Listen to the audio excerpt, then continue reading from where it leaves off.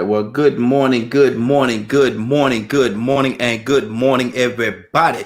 Good morning, everybody. Welcome to another episode of The Morning Glow. Welcome to another episode of The Morning Glow. Got a great broadcast lineup for you this morning. We're gonna talk about some things, man. We're gonna ask some questions today that don't often get asked. A lot of times it gets assumed, and we make assumptions. And Leonard, Yeah. you know what they say about assumptions. I'm not gonna say it.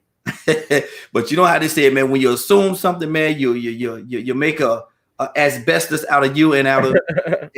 How about that? Did I clean it up a little bit, Leonard? A little bit. There you go. There you go. But let me do this before I go any further, man. Let me introduce you. This is my brother from another mother, but we got the same father. This is Captain Leonard. Good morning. Good morning. Good morning, sir. Leonard, a lot of times when we deal with our children, when we deal with our kids, we say something to them, and we try to deal with them in certain ways, and we make an assumption that they know, and we always say, "You know better. You should know better. I know you know better." But my question is this, Leonard: do our kids do they really know? Or do we assume that they know and think that because of the fact that we're adults and we know right from wrong and we know these things, do we automatically assume that our kids do too? What do you say to that, Leonard? Well, yeah, we don't take into consideration, as I usually talk about with people's development. So when you're dealing with a child, there are some things that a child does not know. Exactly. I only hold my child responsible for what I teach them. Like, say, I'll get very frustrated. Like, say, for instance, if me and my son are talking and I have said something 3 times and reinforced it, for him to turn around and then say, "Oh, I don't know," that will infuriate me. Yeah. So, but I have to remind my wife a lot of times, you can't hold kids responsible for adult information unless you've shared it with them. Exactly. And see, and that's where a lot of people, I don't even want to say make the mistake, but they get caught up in that assumption. Oh yeah. You should know better. You should know. Do children know what? And see, and our question is, let me get specific with our question. Do children know what is expected of them? If you set the expectation, yes. See, that's the part about it is you have to do all that. Yeah. You can't. Your child comes into this world naked.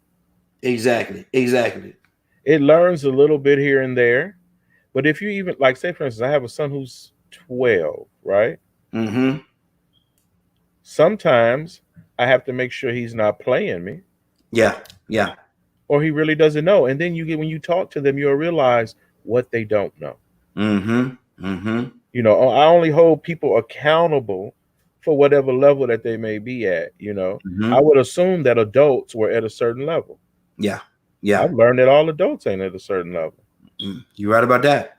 So I'm always, it's more important to me when you're communicating with somebody that both people have an understanding. So I work a lot at it, whereas other people may not. Because I really want you to understand if you don't when I'm talking about something. Yeah. Like, people gonna find out when you were putting all that on teachers, when you sitting with your child 6 hours straight going through a curriculum, and you would be surprised at what children, the information that they're accountable for. And if you don't teach them how to study, how to take notes, you know, they're not teaching kids as, you know, hands-on like they did before. Like, especially if you're dealing with college-bound children. Come on. You should start instilling in them good habits for studying.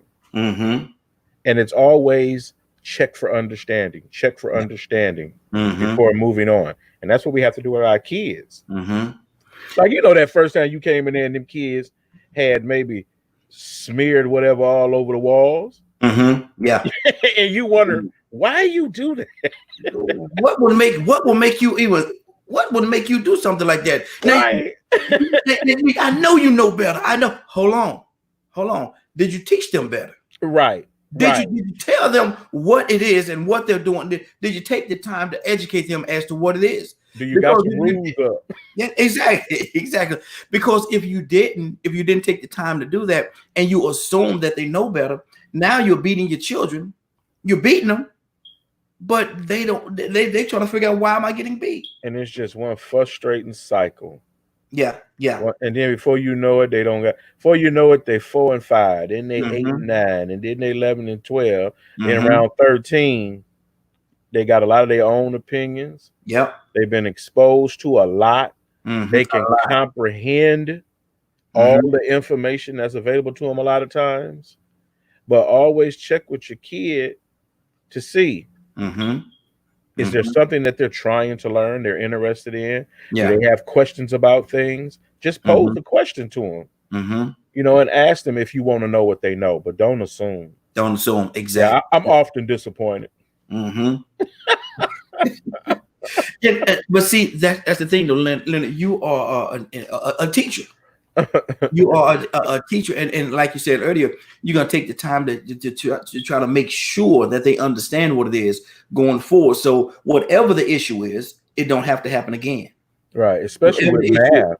Yeah, specifically, and you can't just. People think that it's so easy that you just say something, and that's it.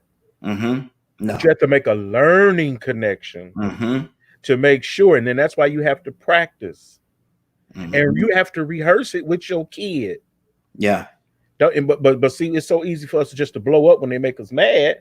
And then we on our own tangent. Yeah. So now you got a child that's maybe confused and frustrated. And usually what they do, they start crying. Yeah, start crying. Or start crying. Or they shut down. Or they exactly. Yeah. Your wife would know exactly what that was. Because you work with kids. Her career is working with kids. Exactly. Yeah. She could probably read kids, know where they're lacking things, and need reinforcement and stuff. Man, and Leonard, I'm gonna tell you something. Man, you just hit something that time, because I be doing stuff sometimes, and she sit there, she'll look at me. Got the little look on her face. And she let me go through the whole thing. Then I go, and see, we got a thing, especially when our kids was growing up, we would never discuss stuff like that in front of them. We'll always, go to the side and go to our own little space, right, and talk about it. You you didn't do that right. Who? Wait a minute. You didn't do that right. Oh yeah. And so because that's what she do every day, and I had to get to the point then where I started to realize, okay, this is what she do. That's what she does. She deal with children on an everyday basis, so she got the experience that I may not have. That's right. And so sometimes you got to learn that just shut up, shut it down. Okay, baby. That approach, because she knows more about that, and that like coming in here doing all this stuff here, she can't do this. But when it comes to them children, she know them kids, man, and it's almost like she could open up a book like she's reading. She's a professional. Yeah. It's like she's reading, man. But how many of us as parents, and I'm saying not specifically us, but I'm saying as a whole, how many of us as parents have that ability to do that? How many of us as parents could sit there and look at our children or kids and tell, they're going through this right now. Oh, this is the button I need to push right now. No. I don't need to think about taking out a belt. I need to get them a hug. And see, with me, my whole outlook and stuff with different things, it's not caught up in the culture. Yeah. It's really caught up in learning and what's the best environment for learning. And frustration and you talking louder, hollering, don't make you learn no faster. No. Being frustrated or whatever because a kid won't understand the way you explaining it. And stuff. Yeah. I tell people all the time, man, and some people they be mad, they be arguing. People get to arguing and yelling their voice and raising. I said, listen, I said real calm. I said, because you're loud don't mean you're right. Right. Because you're loud don't mean you're right. You can be loud all day long, but that don't mean you're right. And we got quite a few people that just came in. I want to let you know what we're talking about today is do children know what is expected of them? Do children know what is expected to them while they're going through the things that they're going through and they're learning? Do they really know what is expected of them? Do we verbalize what is expected of them? Do we let them know what is expected? Do we let them know beforehand, before a situation happens, before something goes on or quote unquote goes wrong, and you look at your child and say, well, you knew better. Well, did they know better? Did you teach them better? Mm-hmm. Did you take the time to teach them? Children, like Leonard said, children have a way they're going to do one or two things. They're going to start crying. That's their way of expressing themselves when they don't know no other way of expressing themselves, or they're going to shut down and not say anything. And you're going to look at you and be like, do you hear me? Do you hear me? Do you hear me? Yes, I hear you, but you're sitting there, you're yelling, you're acting up, and you acting more childish than I'm acting right now. Right. You got to be careful. You don't want to appear so frustrated. Yeah. It's so easy. If you're not used to it, it's easy. Mm-hmm. Even like, say, for instance, I've taught and tutored math with adults, reading and things like that, and all types of things.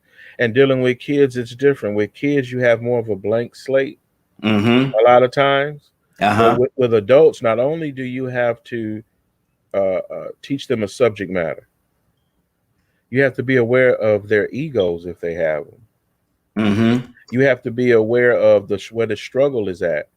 So a lot of times I will find myself talking to my son more about, why is it that you don't pay attention to the rules? And you know, you have to put it together for students. Yeah. And connect the dots for them so they know where they're going. And you have to be ahead of them. And teachers are great at it, because one thing about teachers is teachers maintain control, and they maintain their composure. Even when they're upset, even when your child upsets them, they chill to approach your child. But now you'll snap, because that's your child.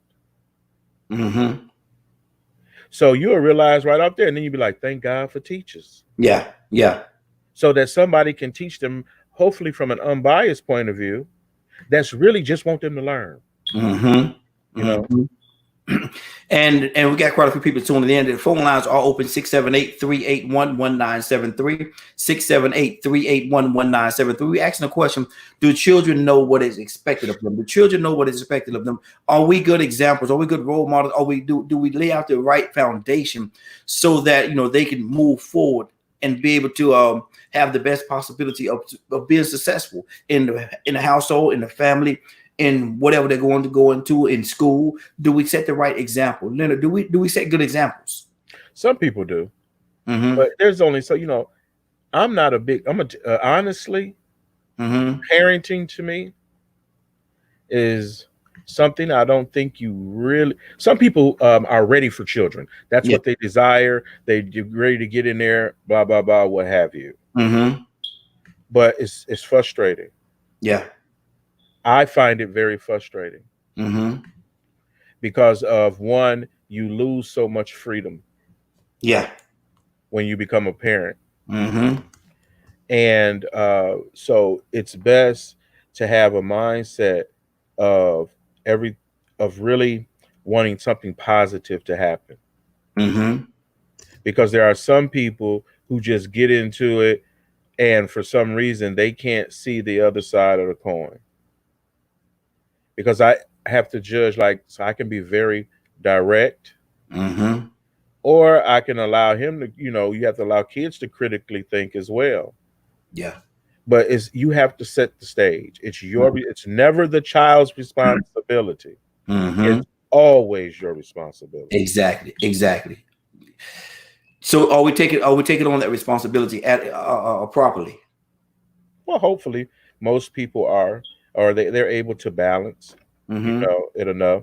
I know it's very trying probably now for people, but now you're getting ready to find out homeschooling is a lot more than you thought it was. Teachers are fulfilling a role that you never really got into it. You wondering why things happen, but now you're understanding because you're the one that has to deal with your child. So, Leonard, are we developing? Would you say we're developing a greater understanding or respect for teachers? Well, I don't think we ever disrespected them. I think we've been very hard on them as far as expectations. Mm-hmm. Teacher expectations are very important to success, Mm-hmm. just like peer expectations. Okay.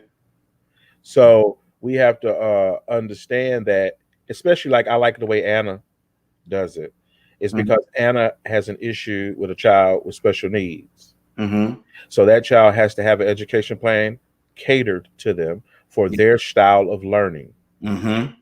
It's like with African American male students. There is a certain characteristic about that learning style sometimes. And I shouldn't say African American males.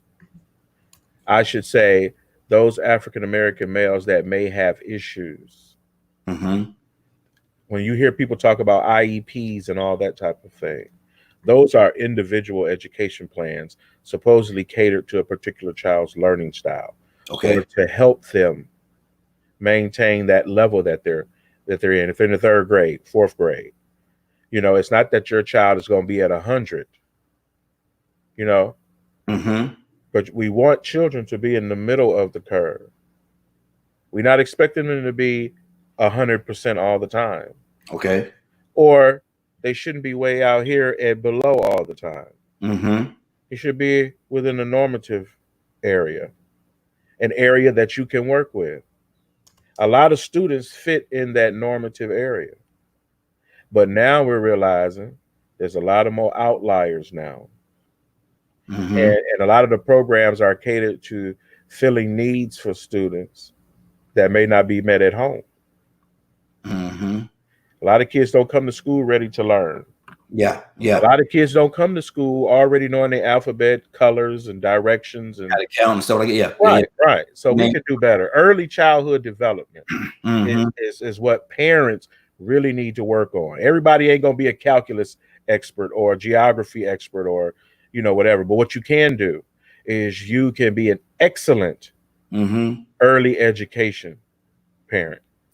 Now, Leonard, and I'm gonna go ahead and put it out there, man. Do you think a lot of times people outside of our community, their children, get a better head start because a lot of those parents work with their children, teach them how to write their name before school. They teach them certain math, give them a better head start. So when they step into the school for the first time, it's not like they got to learn everything. The teacher got to teach them everything. Do other communities do a better job than we do? Well, one, I'm not going to put it as a we do situation, because we send geniuses to first grade. Yes, sir. So it's a thing where, what is this parent doing to prepare the child? That's what it is. It's not about color. It's about what parents are working with their children. And even before they go to school, kids whose parents that do not work with them after school struggle a little bit more. Yeah. Reading is one of those issues. If the child is not reading and practicing at home, they're not going to be a strong reader. And that's a big thing. In order to become a strong reader and in comprehension, you have to read a lot. Yeah. And that part of parenting has to change in this technology age, because you have to teach your child that skill. Reading and comprehension is very important, and it has to be practiced regularly. Like math. I'm a big basic fan, reading, writing, and arithmetic. Okay. So, and I love basics. I'm not looking for everybody to be 100. That's not natural. So you should expect some kids will be a little slower. I think we have a bigger issue in the community because of family structure and parental skill. Do we sometimes set unrealistic expectations for our kids? No. Think that they're going in, and some kids just are not set up, Leonard, to be A students. Right. And when I say set unrealistic expectations, do we know our children, we know our kids, you know, and we certainly, we're not gonna say our kids are not bright, but at the same time, we have to know that our kids may not be that A student. Maybe they're a B student, maybe they're a C student, a high C student, or whatever. Do you think as sometimes we could set an expectation? Well, you could get them. Why you can't get A's? All the other kids in the classroom getting these A's and blah, blah. Why you can't get an A? Do we do that to our kids sometimes? Well, first of all, you know, a lot of people don't share my opinion. Mm-hmm. I don't cater to the minimum. Mm-hmm. Every child must be set for an objective. Mm-hmm. And it's not that this objective is out of reach. Okay. It's just the work you have to put in to get them there. Mm-hmm. Children are blank slates a lot of times, barring mental, emotional, and or some type of physical handicaps or what have you. Mm-hmm. Every child is normal. Every child is normal. Every child is normal. Every child can achieve the bare minimum. The bare minimum. Okay. Okay. So when a person say, you know, we expecting too much. No, you're not. Mm-hmm. You do not understand the bare. You're getting a general education, Mm-hmm. which means it's been all the curriculum is set up for the basic minimum. Mm-hmm. Those childs that exceed show those capabilities, and then you may cater more advanced to them because that's where they're at. But a lot of times you have people who don't have any expectations, and that's the problem. Mm-hmm. You have to perform. Mm-hmm. I'm gonna tell you something that happened to me in school. I was in high school, and I took algebra. I'm trying to figure out how to say algebra, geometry, and algebra 2. And my next math would have been trig. I wasn't ready for trig, man. I know I wasn't ready for it. I wasn't ready for it. My wife took it, but I wasn't ready for it. And the teacher came up to me, my math teacher, algebra 2, at the end of the school year, and she said, pull me up to the front of the classroom. And I stood beside her. Yes, ma'am. Raheen, you gonna take trig next year?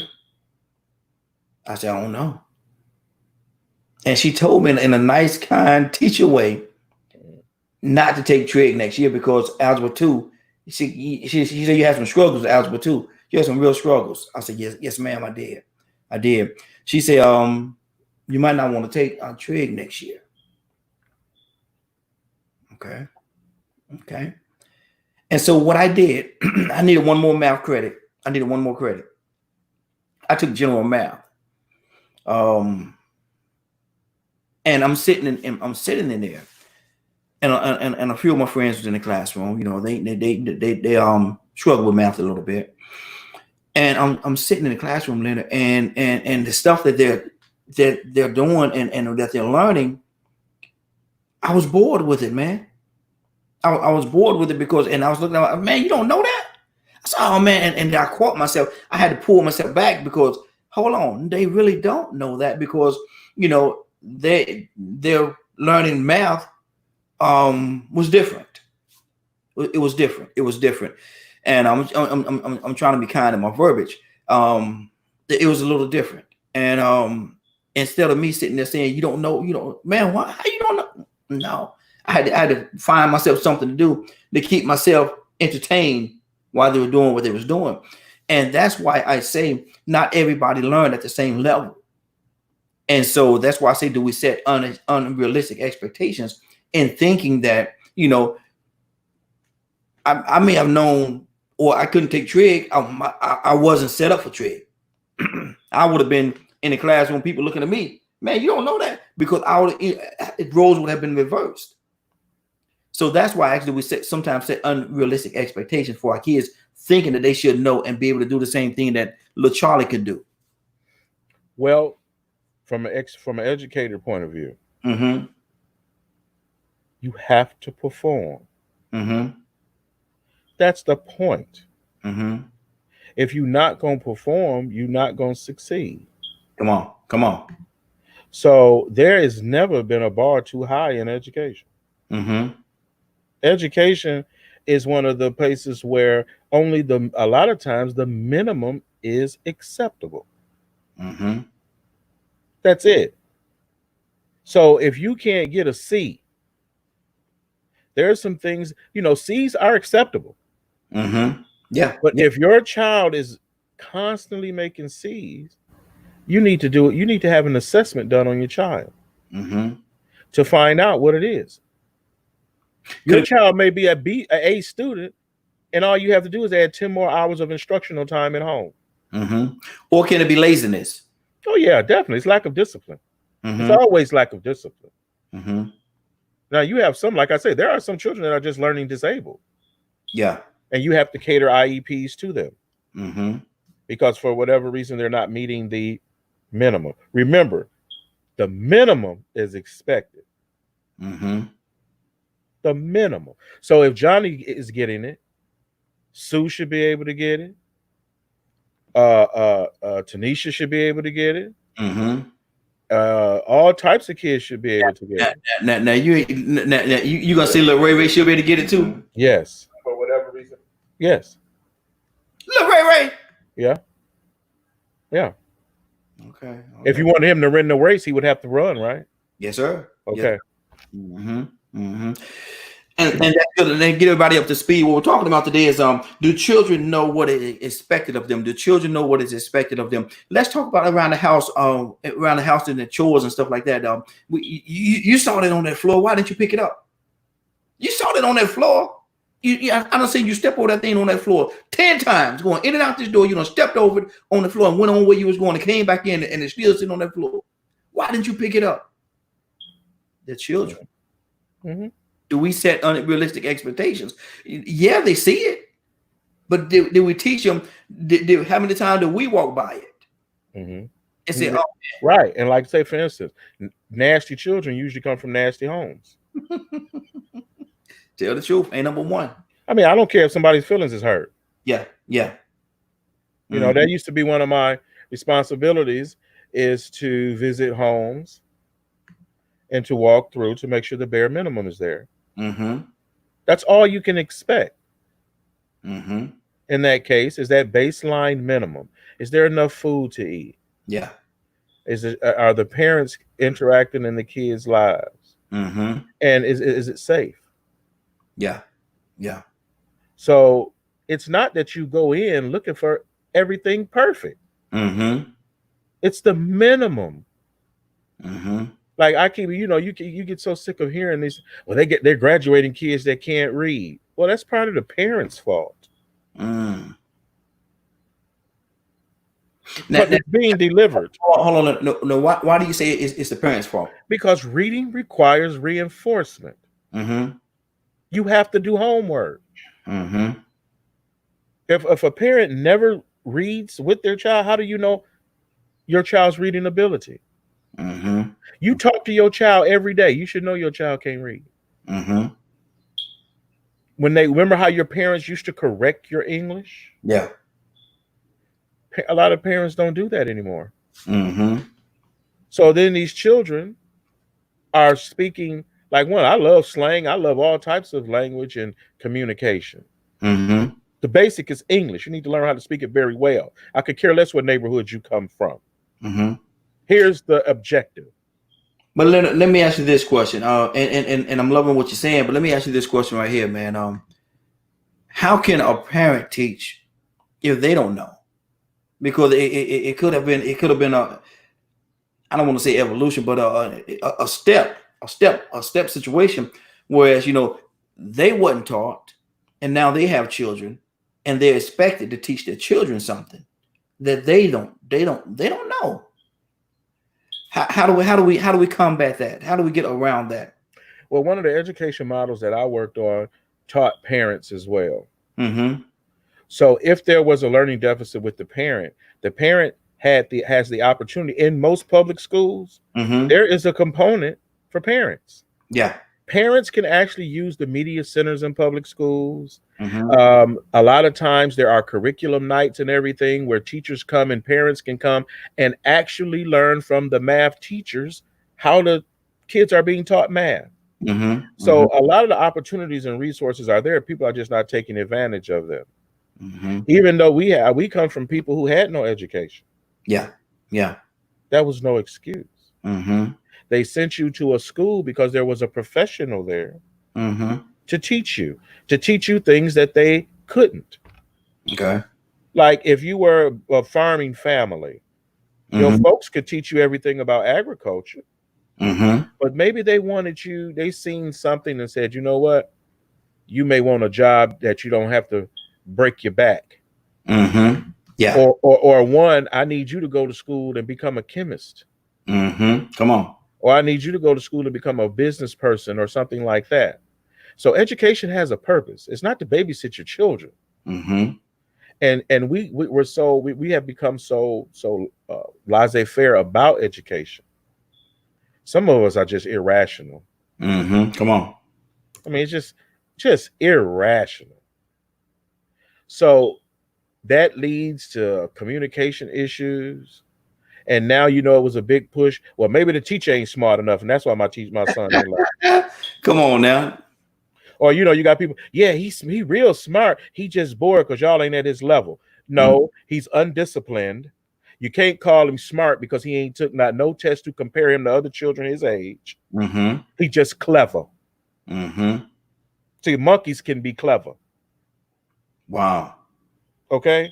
Mm-hmm. So this notion that they real smart, it's the school reason why they not. No, it's not. Real smart people do real smart things. Mm-hmm. So I don't mind you having a behavior problem if you're getting A's and B's. But if you have a behavior problem and you're failing, Mm-hmm. you have a different problem. Yeah, altogether. Right. It ain't that you too smart. Could be that. How you too smart and you failing? Mm-hmm. Come on. That don't go together. Mm-mm. Oil and water. And so folks need to quit saying it. It don't go together. Mm-hmm. Everybody think that their child is so smart until you sit them next to other children. Mm-hmm. Mm. and then you get the real balance. Right. That's good. Now, Leonard, Leonard, you talking about these people, children, man. You might get some emails or something, Leonard. And so what? Keep them at home then. Because out here we have to perform. Mm-hmm. Mm-hmm. So you can coddle them and say it's okay that little Johnny ain't reading and all that type of stuff, but that's not going to benefit that child in the long run. Mm-hmm. You as a parent, education has to be number one. Exactly. Now let's go on the spiritual side of this thing, Leonard. Spirituality. Do we equip our children to know what they need to know so they can have a spiritual connection? Because you grew up in the church. Yes.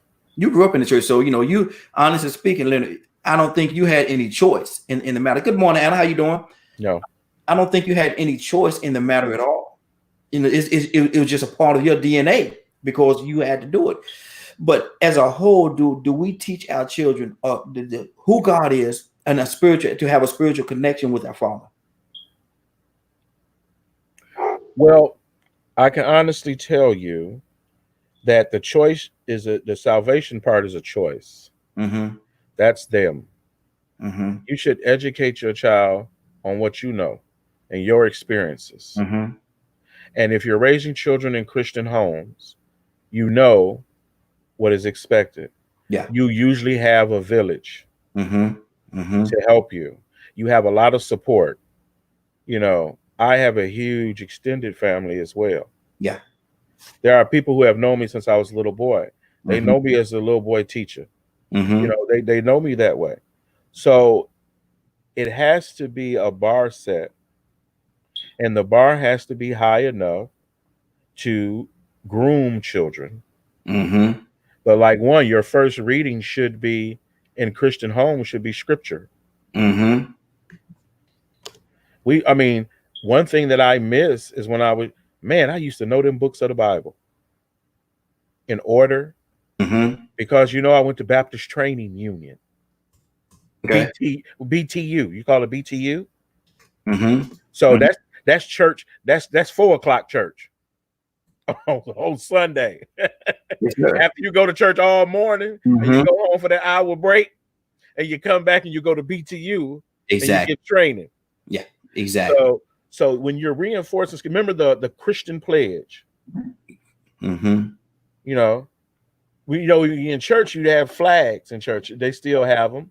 Mm-hmm. And one of the things you were taught was the Christian pledge. Mm-hmm. I really, if I got going, I probably could remember it. I pledge allegiance to To the flag. yeah. United States of America. No, And to not that. No, not that one. Okay. the Christian pledge. I don't know what that is. What is that? You know what that is, Adam? I'm going to remember it later, probably. Okay. When you just jump out there. I know it is one brotherhood uniting all mankind in service and in love. Okay. I pledge allegiance to the Christian flag, Okay. to the purpose for which it stands, I believe. Mm-hmm. It has something to do with regarding brotherhood and humanity Mm-hmm. for the good of all mankind. That is the Christian pledge. Okay. And you get taught that in these Baptist training unions Mm-hmm. and things like that. You do Bible studies. Yeah. And things like that. You learn the Beatitudes. Mm-hmm. You learn the major sermons that Jesus preached. Mm-hmm. Of course, you learn a lot about the history. Yeah. And things like that. But the Abeka curriculum is an actual standard curriculum in Christian schools that use Christianity and the stories and Bibles and influence and infuse them into the learning process. Mm-hmm. So say, for instance, if you're working on a math problem, there's such thing as a Christian-oriented math problem. Mm-hmm. Because it's that Abeka curriculum used in a lot of Christian private schools. Mm-hmm. So is it a better system? Well, I'm not going to say it's better. It works very well in Christian schools. Mm-hmm. That's what it's for. It's not for public school. Okay. It's Christian-based learning. Mm-hmm. Good deal. It's a great curriculum. Mm-hmm. Anna, good morning. Anna, how you doing this morning? I'm okay. It's been a rough morning. Good morning, Anna. Good morning. I've been trying to get my internet up and running. It keeps coming and going. So if you guys have trouble hearing me, let me know. Okay. Sounds good now. Can I open on the screen? Can you see all of it? Everything's good. Everything's good. My thing is right here. You said to me on Sunday when I released what we was going to talk about for this week, the one day you said I can't wait for is Thursday. Now you've been here Monday, Tuesday, Wednesday, everything was fine. But then Thursday comes, you have it. I can't wait to Thursday. I can't wait to Thursday. I want to talk about that. And Leonard, that's what she was. I can't wait for Thursday. Mm-hmm. You know what? I don't like talking about the negativity, right. But I'm up and running. So look at God. There you go. What we're talking about is do children know what is expected of them? Do children know what is expected of them? Anna, what do you say to that? Absolutely, yes. And if I ever hear a parent, I think I've talked about this. I had a family member who was staying with me. Tell me about how my kids at the time, I think, were maybe 10 and 11. My now, teenagers. Maybe they were preteens then. I had a family member staying here. I hope they're not listening, but they listen all times of night. Mm-hmm. We're up at 11, 12, 1, 2, and just bad as all at doors. I'm like, how can somebody not have any control over the kids? And I'll tell you, it starts from the womb, that discipline. And I always say that. But more importantly than the womb, how about you just start them as infants with a routine? And if you start them with that routine, and this includes implementing Christ and, showing them, because, right, following Christ is discipline, right? So why can't we be disciplined enough to show them at a young age, this is what you need structure. If you're not giving them that, of course they're not going to be doing what you ask of them. I've had kids that maybe to other people they were hard to handle that I've brought home for the weekend, just because that parent needed a break. And when I have, they're like, how did you get them to behave? Well, first of all, children love structure. Believe it or not, all kids love structure. They of course, they like for you to tell them no as well, but be balanced about it, because I think if you don't, it's gonna be, you're looking for a train to wreck. And that's about as nice as I can say it without hurting people's feelings. My children, till they were about 12 and 13, I laid them down, even if they were just reading a book at 7 o'clock at night. That's routine. Children need that at a young age. Maybe to other people I was strict, but to this day, they know that routine of I've got to lay down. Even if I'm not sleeping, I've got to start winding down and getting ready for the next day. And you need to discipline. It doesn't necessarily mean here an echo. Is it me? No, yeah, it's okay. Go ahead. Okay. So I need to discipline. I've needed to discipline them and show them at a very young age that they need that structure. Kids do not misbehave overall. I have a disabled child. My life is totally different than everyone's and most people. But they're respectful. They're quiet. They know when to. If I ever hear of my children, including the disabled one, I will correct them, and they will, not do what they've done again. And I'm not sure what the conversation was, because I missed out on a lot of it, but this was a topic I wanted to talk about, because I don't understand how a parent, because it starts from that parent and it starts from their structure towards the child. I don't understand how a parent tells me I can't get them to be disciplined. How? You see what I'm saying? There's no reason for it. Exactly. And you and Leonard is actually on two different sides of the spectrum with this, because you said yes and Leonard said no, and you said you didn't want to offend anybody. Leonard done stepped on a lot of toes this morning. Leonard done stepped on a lot of toes. Lord, Jesus, Leonard. I told the people, look, to the point, I told him, I said, send the emails to Leonard. Said, don't send here. Leonard, because we ain't look here. We got Christy on as well. So I think she had to step away for a minute. So we're gonna take her away from the screen for a second till she get back. But Elgin, good morning, sir. How you doing this morning? Good morning, folks. How's it going? Doing good. Man, why you ain't on the video side? Man, I got the collector still calls me, bro. I might have trying to get it, man. But I'm calling in. I'm trying to be my friend. There you go. My voice is still the same. You just can't see my face. There you go. We asking the question, man. Do children know what is expected of them? Do children know what is expected of them? Elgin, what do you say to that? That's for being a child. A child does not know, we should say innately. They don't know innately what's expected of them. It's something that has to be trained. They have to be disciplined, and they have to be structured. Three things. Train up a child in the way that you go. When they get old, they will not depart from that. Heavy spiritual connotations to that. Not just with train up a child, clean the dishes, clean up, organize, stay nice and neat, take a bath, but also train the child in the trajectory of what God has called you to do for the purpose. And there's another scripture that says, spare the rod, spoil the child. Now, I know a lot of my old school folks go, oh, that's right, cut that behind. But the rod isn't always about the last on the derriere. Be clear too, I've worked with kids a lot. The derriere is the only part of the body on a child that is designed to take that kind of impact without it hurting the child. Look, no child on their arms, their legs, all that. You step behind, give them a couple lashes, and don't expect. You shouldn't have to get to that point if you're doing it right. Let's go to the next thing, structure.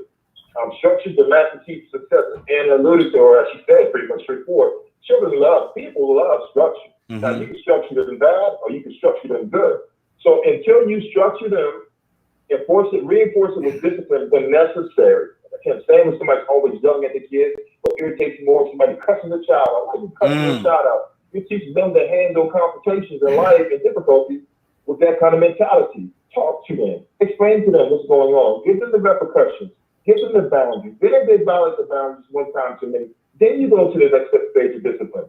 As you tell my son's mom, you started level 10. You said, boy, poor baby messed up, and you yelling already. Come down to level 1. Zion, we don't do that. This is why we don't do that. Now, next time we do this, now we have to do this. But, you said something the other day about the microwave age. We want our child to be instantly disciplined. We want an instant child. We want an instant man, an instant woman. Come out the room, you better be ready to do what you got to do. It don't work like that. We have to train and discipline these children to do what we want them to do. Lastly, a child left to themselves, proverbial wisdom says in the scriptures, it says, a child left to themselves will bring their mother to shame. That's in the book of Proverbs.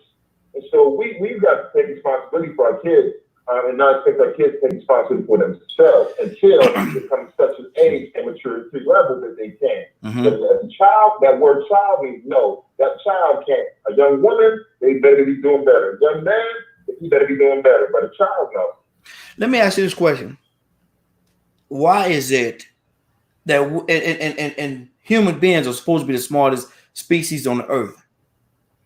Why is it that we would leave our children out there to fend for themselves? I'm going to go to Leonard, then I'm going to go to Christy. But I see animals in the animal kingdom.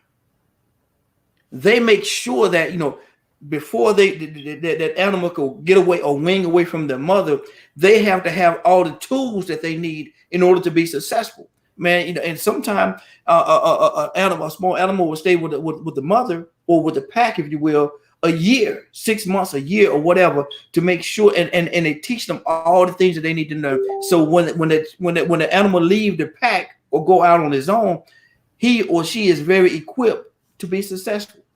Now we're the smartest species on the earth with what they say. Why don't we do that? Look at Anna. Why don't we do that, Leonard? Oh, you're asking me? Yes, sir. Well, first of all, people often want to compare to animals. Animals don't have responsibilities.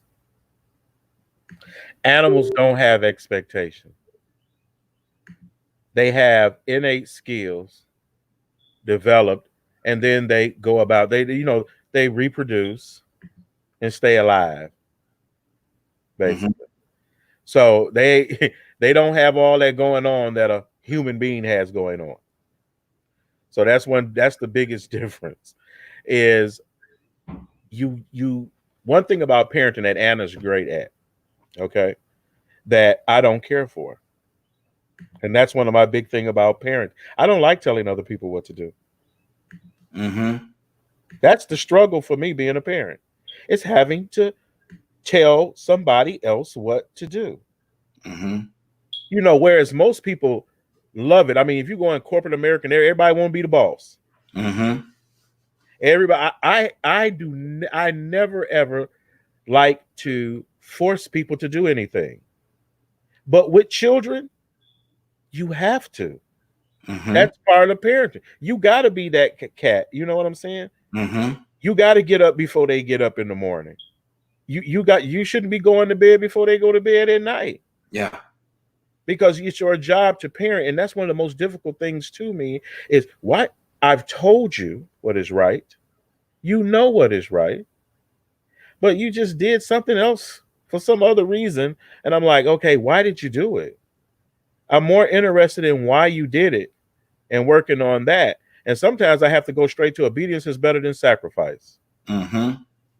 So if I can't get you to come along nicely, I'm going to either push or drag you. But you moving ahead. But you say that animals don't have. I think they have. I think they do. I think it's done differently. But I think they do have responsibility because they do take responsibility.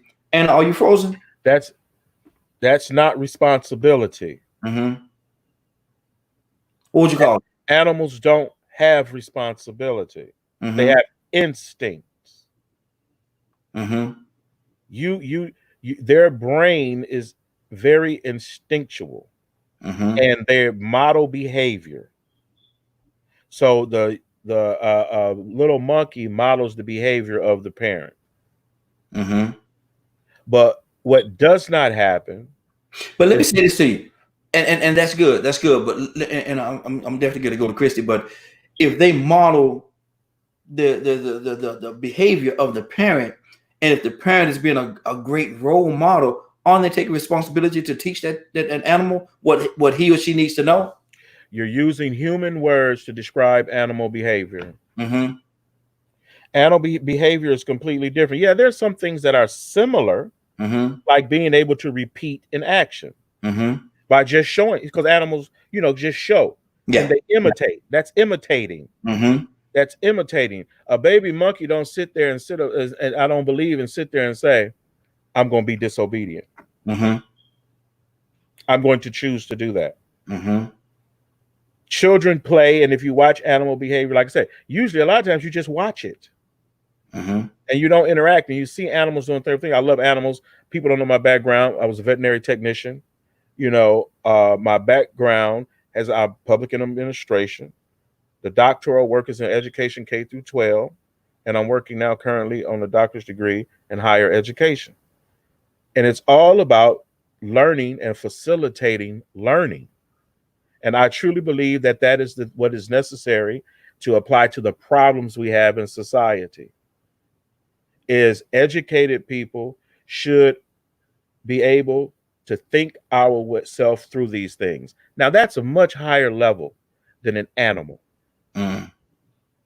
Animals don't have responsibilities. Okay. See, I'm hearing you, brother, but I don't know if I'm grasping that, because to me, and Chris, I'm coming to you right now. To me, responsibility is when a chicken, when its egg hatches, and that mother bird flies out, and that father bird flies out and collect the food and bring it back and regurgitates it in a little. That's responsibility to me, because they're taking responsibility. Because had they not done that, then that chicken that baby bird would die. It's instinctual. Some might say that. Some might say that. Christy, what's on your heart? And good morning, young lady. How you doing? Good morning. Hey, Christy. Good morning. Wow, y'all talking about a lot. So one thing I want to touch on with what Miss Leonard was saying, we have to remember that if you take on the responsibility of being a parent, it is just as one taking a responsibility to have a relationship with Christ. Because you can, just as Jesus tell us things to do or ways to go, and we rebel against it, and so we have to find ways of disciplining our kids. I heard the brother say about discipline. One thing in the Black community that we have to understand and learn, that discipline does not always mean getting a belt and tearing your child up. That goes back to slave mentality. If I want these slaves to act right, I'm going to get this whip and I'm going to beat it in them. But the mind is such a marvelous thing, and the mind is so amazing that there are different things that you can use in your children's life that won't hurt them. Whipping is just a poor way of discipline. I'm not saying that I whoop my kids to a certain degree. And whipping, like again, doesn't have to involve a belt. For instance, my daughter, when she was in she was in kindergarten, and she got mad and she fought the principal. She fought the teacher. She acted a plumb clown. Like she was like fighting these people, biting them, scratching them. And when she got suspended for 3 days. Now, I could have got my belt and tore her butt up. But what I chose to do was the next morning, I woke her up bright and early, and I fixed her some burnt, toe up, nasty breakfast and told her to go outside and run. And when she came in for lunch, she had some nasty lunch. And I told her to go back outside and run again. And I told her, I said, if you want to defy authority, the only place that you're going to go is behind bars, and this is how they treat you. And I can tell you that stuck with my daughter more than if I would have whooped her.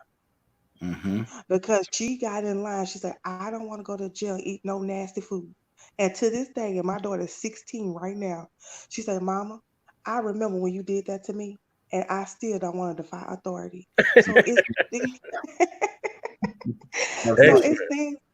it's things that we can do to teach our children more than just getting a belt and whipping.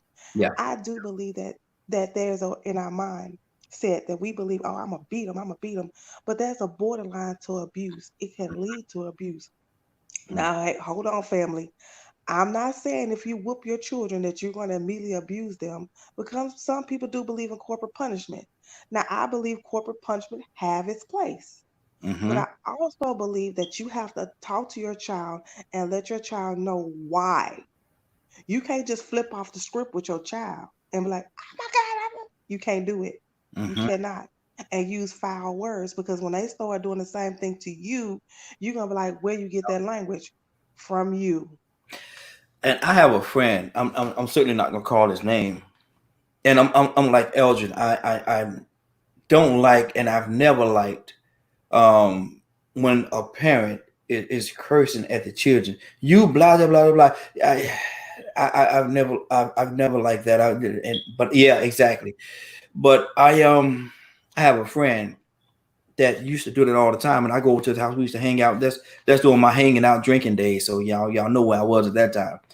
But yeah, man.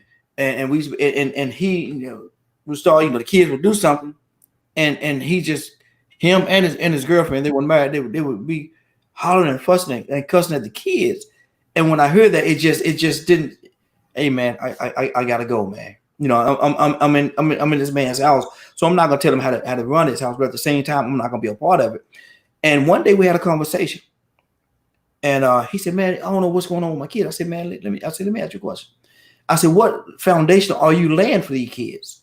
What are you doing?" Because I said, I've been over your house several times, man. I heard you and I almost called his girlfriend name, Lord Jesus. I heard y'all talking to these kids and using profanities and stuff like that. I said, man, I don't think you could do that. I said, you've been in my house many times, man, and my kids make me upset, but you never heard me curse at them.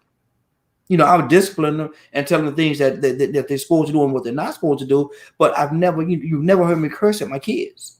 I just don't do that. Man, you think that's what it is? Then what happened was he came to me. This had to be, this was a few years ago.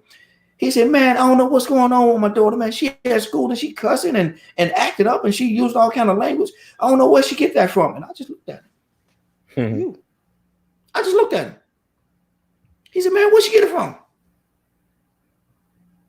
Give him the look. Bruh, that's what she grew up around. You feed her. Don't get upset when she regurgitate what you fed her. She's just regurgitating what you have fed her. And so don't, now it's a problem. Bro, there was a problem when you was cussing her when she was a little child. Elgin, what's on your heart? Elgin? Elgin, wake up and go to sleep. Wake up and go to sleep. Adam, what's on your heart? Probably on mute. Oh, okay, there you go. Okay. Go ahead, Elgin. I guess not. Yeah, I guess.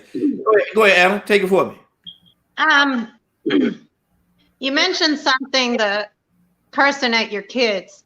That is probably, in my opinion, one of the worst forms of, and I call it child abuse, literally, because there is no reason to treat any human being in that shape, form, or matter. If you get stressed out with the way a manager talks at your job, and see, that's kind of the structure I've tried to give my children at home. How is it? And I would like to be treated in whatever aspect it is. And they used to have a poster. I'm going to try to find it, and I'll post it, on my page later on, where it used to say your ABCs of things to do with children to keep their self-esteem up and keep them positive. I'm not a parent that believes in cussing. I might get firm, and I have to because of my situation at home.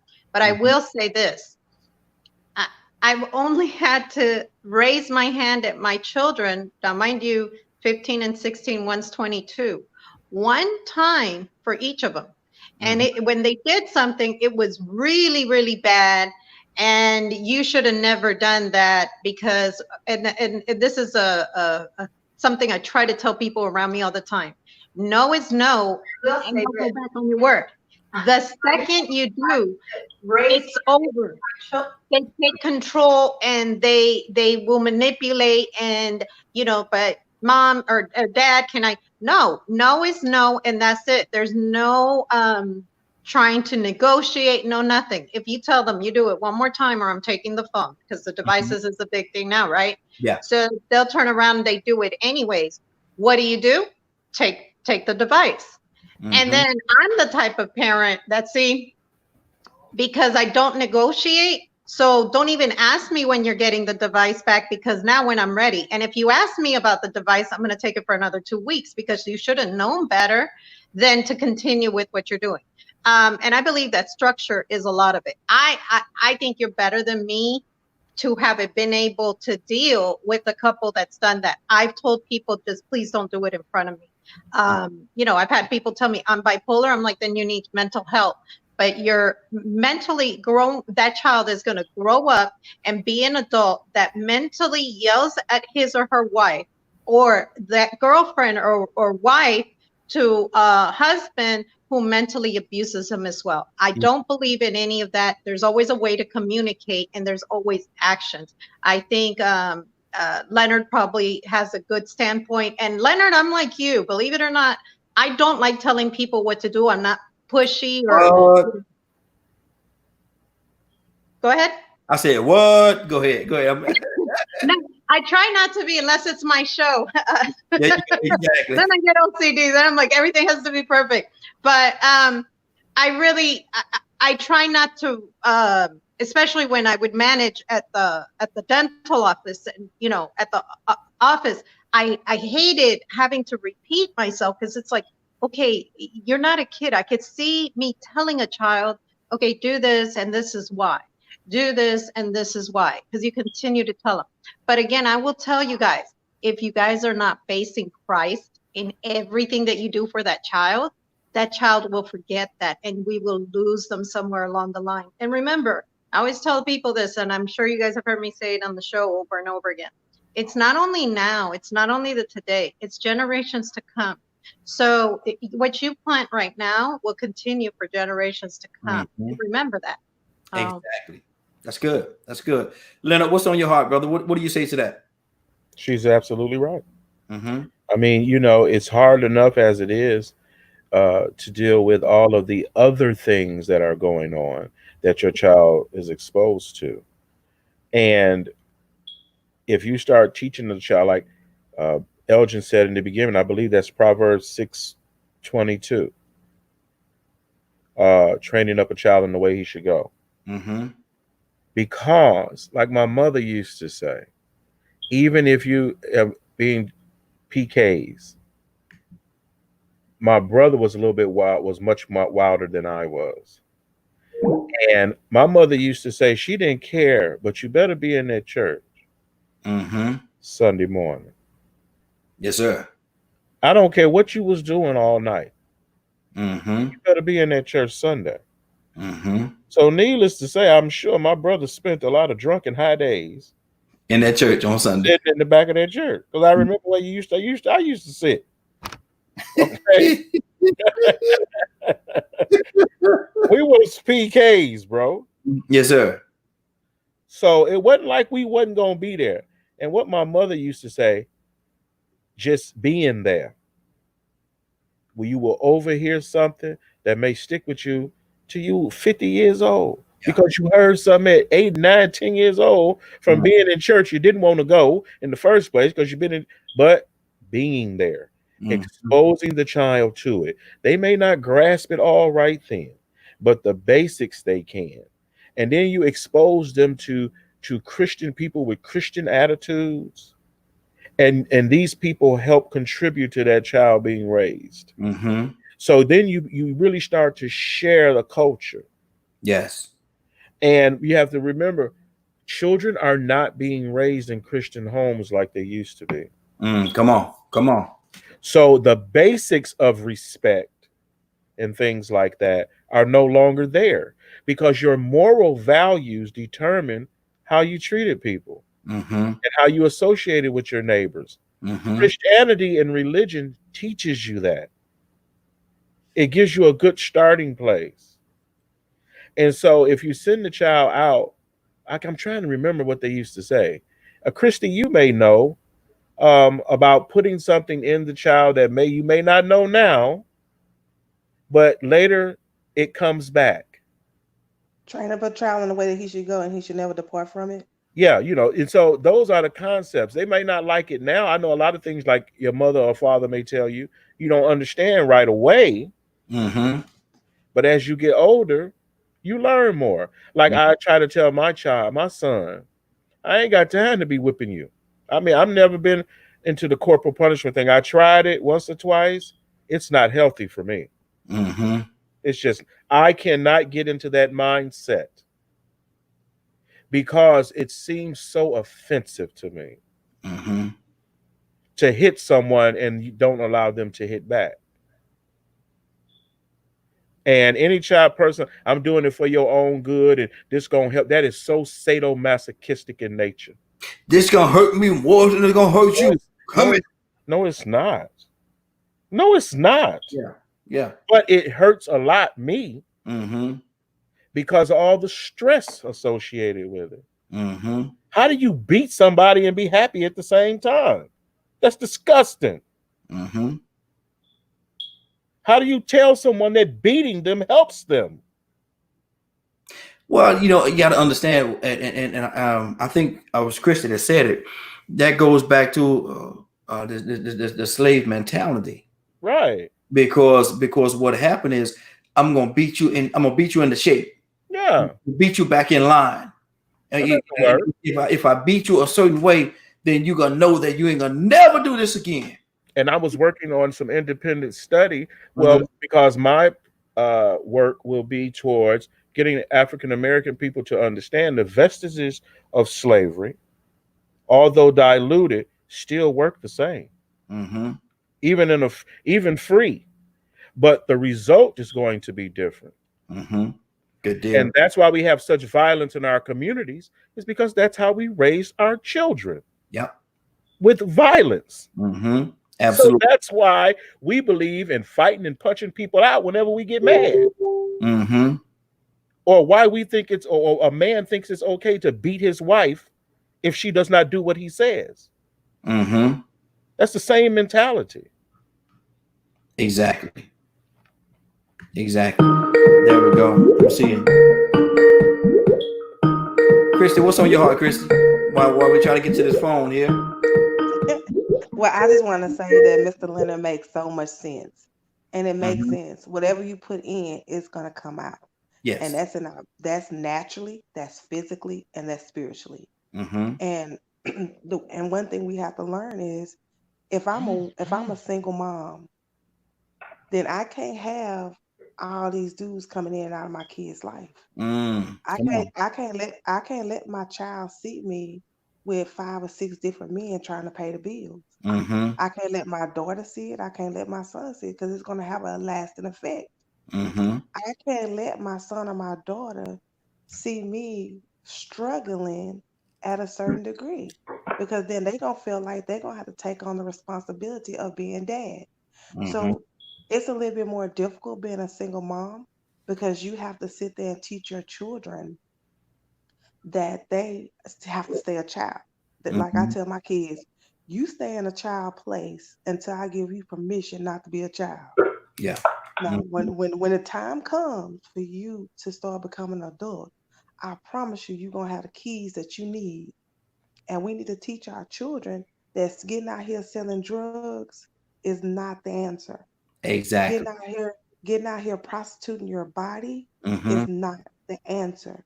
Sitting here being a part of trouble, or that snitch mentality Like I tell my kids, you ain't gotta be no snitch, but you dang sure gotta protect yourself. And if it comes to somebody asking, don't volunteer no information. But if they come and ask you something and you know it, you better tell them. Because it's going to protect you in the end. So I'm that type of mom. I'm tough. I'm a tough mom, but I'm a mom that I'm not going to beat you, but I'm going to play the mind games with you. Yeah. And I'm going to make you understand that, hey, what you doing is wrong. And I believe God do us the same way. God don't beat us into submission. He's a gentleman. God say, love and kindness have I drawn thee. So when we obey God to a certain degree, and when we disobedient, we do get punished, but our punishment is not a whipping. Our punishment may be if I'm smoking cigarettes, and because my body I'm not supposed to be anyway, that's what it is. Then I might get those health problems because I'm smoking cigarettes. That's my punishment. Exactly. You know, exactly. If I'm out here selling drugs, I gotta look over my shoulder every day. I might not ever get to go to jail. I might get away all this time. But the fact that I gotta constantly look over my shoulder, the stress, people plotting, and all this stuff that goes along with it, that's a punishment. So we have to understand that if God, you know, the Bible tells us everything, how to raise our kids, how to do in marriage. It tells us everything. And I love what Leonard said, because I believe the same way. I don't care what you're doing in your life. And I got this when I was young too, because I had to go to church Monday through Sunday when I was a kid. And it's no matter where you are in your life, you better drag. If you have to crawl, if you have to go with one eyelash on, if you have to go with your wig to the side, if you ain't got the right pair of shoe on, you better get into the house of God. Yeah. Because that's the place you get your strength. That's the place you get your salvation. That's the place you get your deliverance. That's the place you can get encouraged. That's the place you can go and get healed. That's a place that you have to go to. And being in this coronavirus, I know we can't get into that building, but you better turn on your TV. You better turn on your phone. You better listen to somebody that can pray. You better do all you can and stay studying the word of God, so you won't lose your strength and your anointing, so that you can carry on this race. All right, preacher. All right, preacher. we got a caller. What's your name? Where you calling from? Good morning, Glow family. What's going on? Good morning, Kurt. Charm City. What's going on, man? Hey, we talking this morning about, do children know what is expected of them? Do children know what is expected of them? Curtis, what do you say to that? In most cases, they don't really. They don't. You know, the one thing about this virus that, you know, one of the things about this virus that is a positive thing is it's slowing people down. You know, because children don't know because parents don't tell. You know what I mean? Like, you know, we've been, over the years, we've been so busy, you know, doing what we doing, that we've been telling these young folks what is to be expected. You know, for the most case, you know, some people will say, you know, I told her, okay, did you tell him or did you scream it at him? There's a difference. Did you talk with him, you know, or did you talk at him? You know, so, you know, for the most part, man, I honestly, they don't. That's good. That's a whole different question, brother. Absolutely. We have another caller. Caller, what's your name? Where you calling from? Good morning. This is Bishop. Good morning, Bishop. How you doing? Man, I'm blessed, brother. Blessed by the best. There you go. Everybody. Doing good. Yeah. All right now. All right now. Hey, Bishop, What's up, man? we're asking a question. Do children know what is expected of them? Do children know what is expected of them? Bishop, what do you say to that? Yeah, I said in a flat no, they don't know what's expected of them. It is our responsibility to just train them up. The scripture has already dictated to us to do that, but the Bible says in matters be children are going to be prone to do silly things and act out certain ways. I think the young lady there, I was listening to her. I've been watching her for a few minutes, and she made a very good statement. That she talked to her children. She explained to them, you got to protect yourself. And that's one of the things that you have to instill in them. You know, be very careful what you're doing as they get older. More responsibility should be placed on them, but for the most part, they don't know what's expected of them. Now, what part do we play in that, Bishop? Because a lot of times, and I heard you say that we have to train them. Are we training them properly? Are we taking the time to train our children properly to make sure that they know exactly what it is that's going on and what they need to know?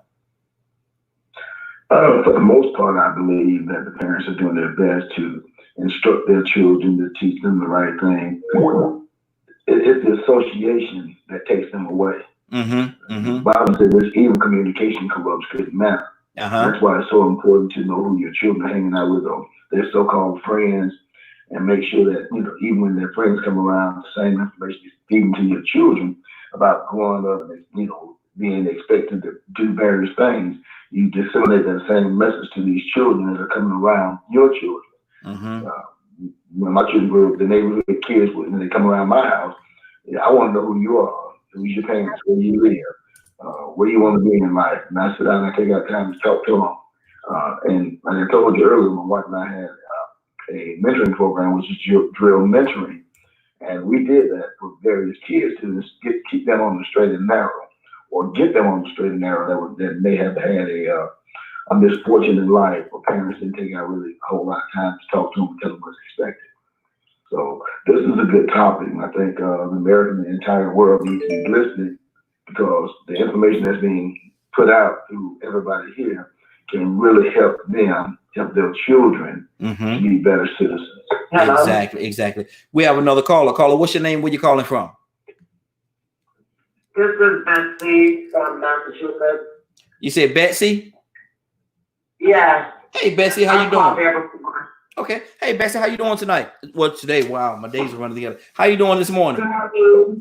That's my best friend. Hi, sweetheart. I love you.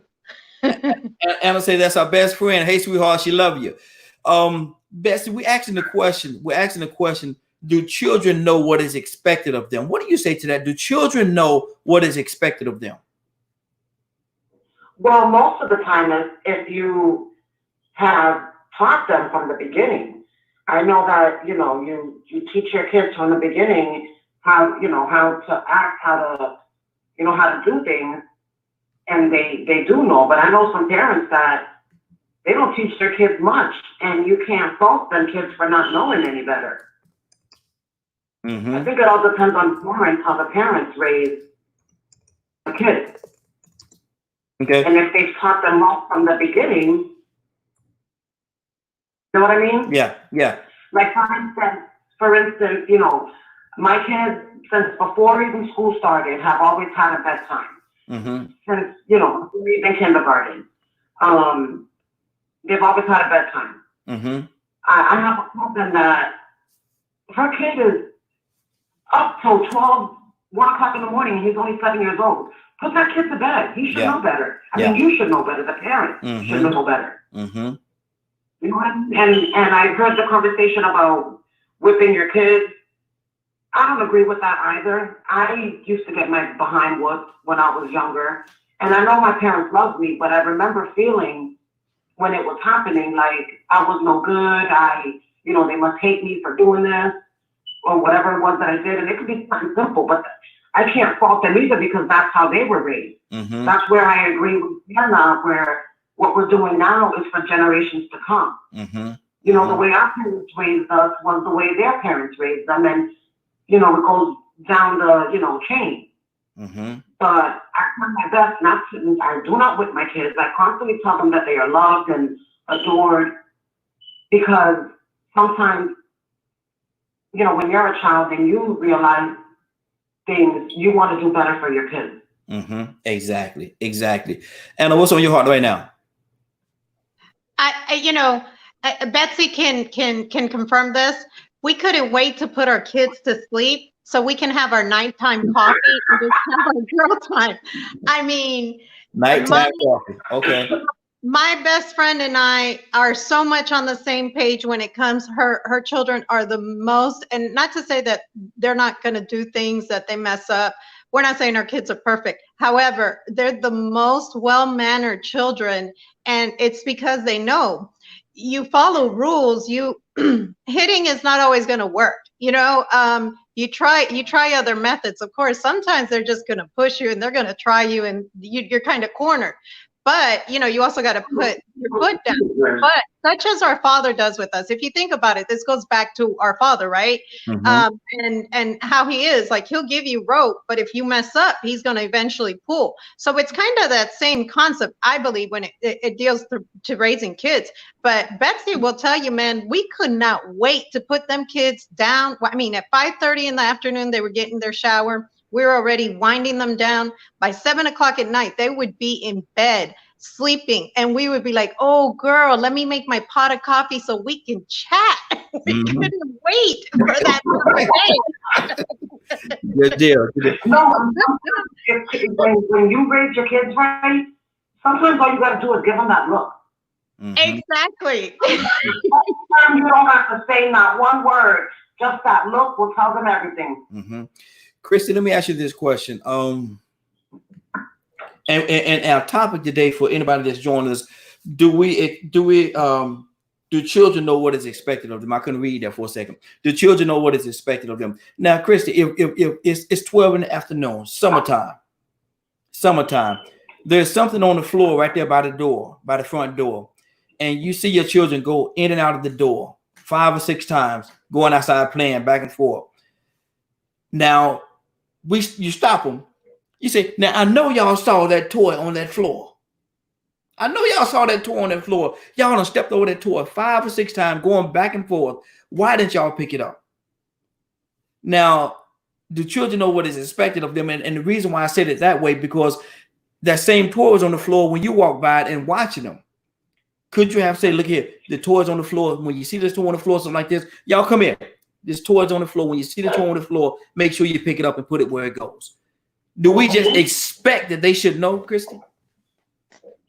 Well, I'm gonna try to answer that question because my household is a little different. Because number one, that toy wouldn't be on the floor, and if that toy on the floor and I had to pick it up, it's gonna go in the trash can. That's the end of that. I'm not gonna be picking up your toys. If you're not responsible enough to pick up your toys or care about your toys, why is it on the floor in the first place? And so my children know, beyond a shadow of doubt, if I walk up, when they were young, if I walk up in the room and stuff was in a disarray, and I ask them, y'all want me to clean it up? No, mama, no, because you'll throw away all our stuff. Exactly. Because if you don't have that much pride in the hard work that it took for me to buy you these things, then we can give them away to someone that's going to take care of them. That's going to appreciate them. That's going to appreciate them better. But I think as parents, we have to let our children know what is expected. It's unfair to not train a child. Now, if you nasty, if your house is nasty, you getting in the bathroom, getting up out your clothes, leaving them on the floor, and expect your kids to pick up behind you, that's unrealistic. Our kids learn by example. You know, you can no longer say, don't do as I do as I say. That went out a long time ago. You have to train up a child in the way that he should go. Now, if I was a nasty person leaving my stuff all over the floor and all those places, I couldn't expect my kids to pick up behind themselves because they're going to look at me and do what I do. Exactly. Well, because I have that structure there and saying, hey, you have to take care of your things. Just like if I buy you a pair of shoes, then I expect you to take care of those shoes. Don't run out in the mud in them shoes. You have play shoes and then you have school shoes. So I think if as we put into our kids, they know what's expected. The only way they don't know what is expected is we don't teach them what is expected. Okay, preacher now. Okay, preacher. I can't get a preacher the microphone. Can't get a preacher the microphone, boy. But listen, we're gonna keep this thing going. As a matter of fact, we have another caller. Elgin, are you there? Yes, I am here. Okay. Do children know what is expected of them? Talk to me. So we talked about that a little earlier. I'm sorry, I had some technical difficulties there, but there was a conversation about instinctively or innately and responsibility. Instinctively, even the prefix there, in, means something that's coming from within. Innate means something coming from within. Responsibility, the root word there may response, or not really the root word, but the first part of it would be response and ability, like ability is a response to external things. So responsibility is the response to make something happen around us because we know it's something in our ability to do and that we have to handle it. In other words, I have a responsibility. I have external bills coming in. And so today I'm working and talking to you on the phone to have responsibility. Mm-hmm. But instinctively, I have inside, always have what's called the law of self-expression, self-gratification, and pleasure. For example, you don't teach a child how to lie. A child just lies. It comes from inside of them. You don't teach a child how to laugh. You know, you might be cheese too much, you might tell them to show them so many teeth, but as far as laughing, a baby laughs. You know, that's not a response. It's something that happens innately inside of them. And I think that has to be clear to the person. There's some things you have to teach a child their responsibilities in society and to the family and to themselves. And then you also take time to teach them some of the things they do innately or instinctively, that they have to be careful that when they do them correctly according to society standards. So there's a lot of ways we have to teach a child, but there's some things that they're going to do instinctively, and some things they're going to do innately. And some things they have to learn by responsibility. So the big difference is that's what separates us from the animal kingdom. See, an animal does it instinctively. It does it instinctively. It does not do it because of response. For example, I had a puppy. I still have a dog, a Yorkie Terrier. I've never in my life gone outside and done a number 2 or number 1 and took my feet and started kicking my feet up and kicking the dirt up so I could cover up where I just was. The dog does that instinctively. It's not a responsibility. That's the instinct that dog has. Hold on, caller. So that dog does that instinctively. But keep in mind, I got the dog, purebred Yorkie Terrier, at birth. Never been with a mother. Never been with a parental figure for that dog. So that dog does that instinctively. So it's not a responsibility, it's an instinct. So that's what we have to understand. It's different. We are the only creatures on this earth who will kill each other violently. Animals don't do that. They pursue their prey. They very, very, very, very, very seldom turn their own. So they have an instinct to even do things that we don't do ourselves, and that is take care of their own. But that's what I want to say. Good deal. We have another caller. Caller, what's your name? Where you calling from? Hey, this is Marcus from Alabama. Am I on? Hey, yes, sir. Marcus, how you doing? I'm doing all right. How about yourself? Hey, doing good, doing good. Marcus, do children know what is expected of them? Most children don't. That's why it is good for you to teach them, but the wrong person can teach a child the wrong thing. I was listening to the conversation about disciplined children. I think I was talking about physically.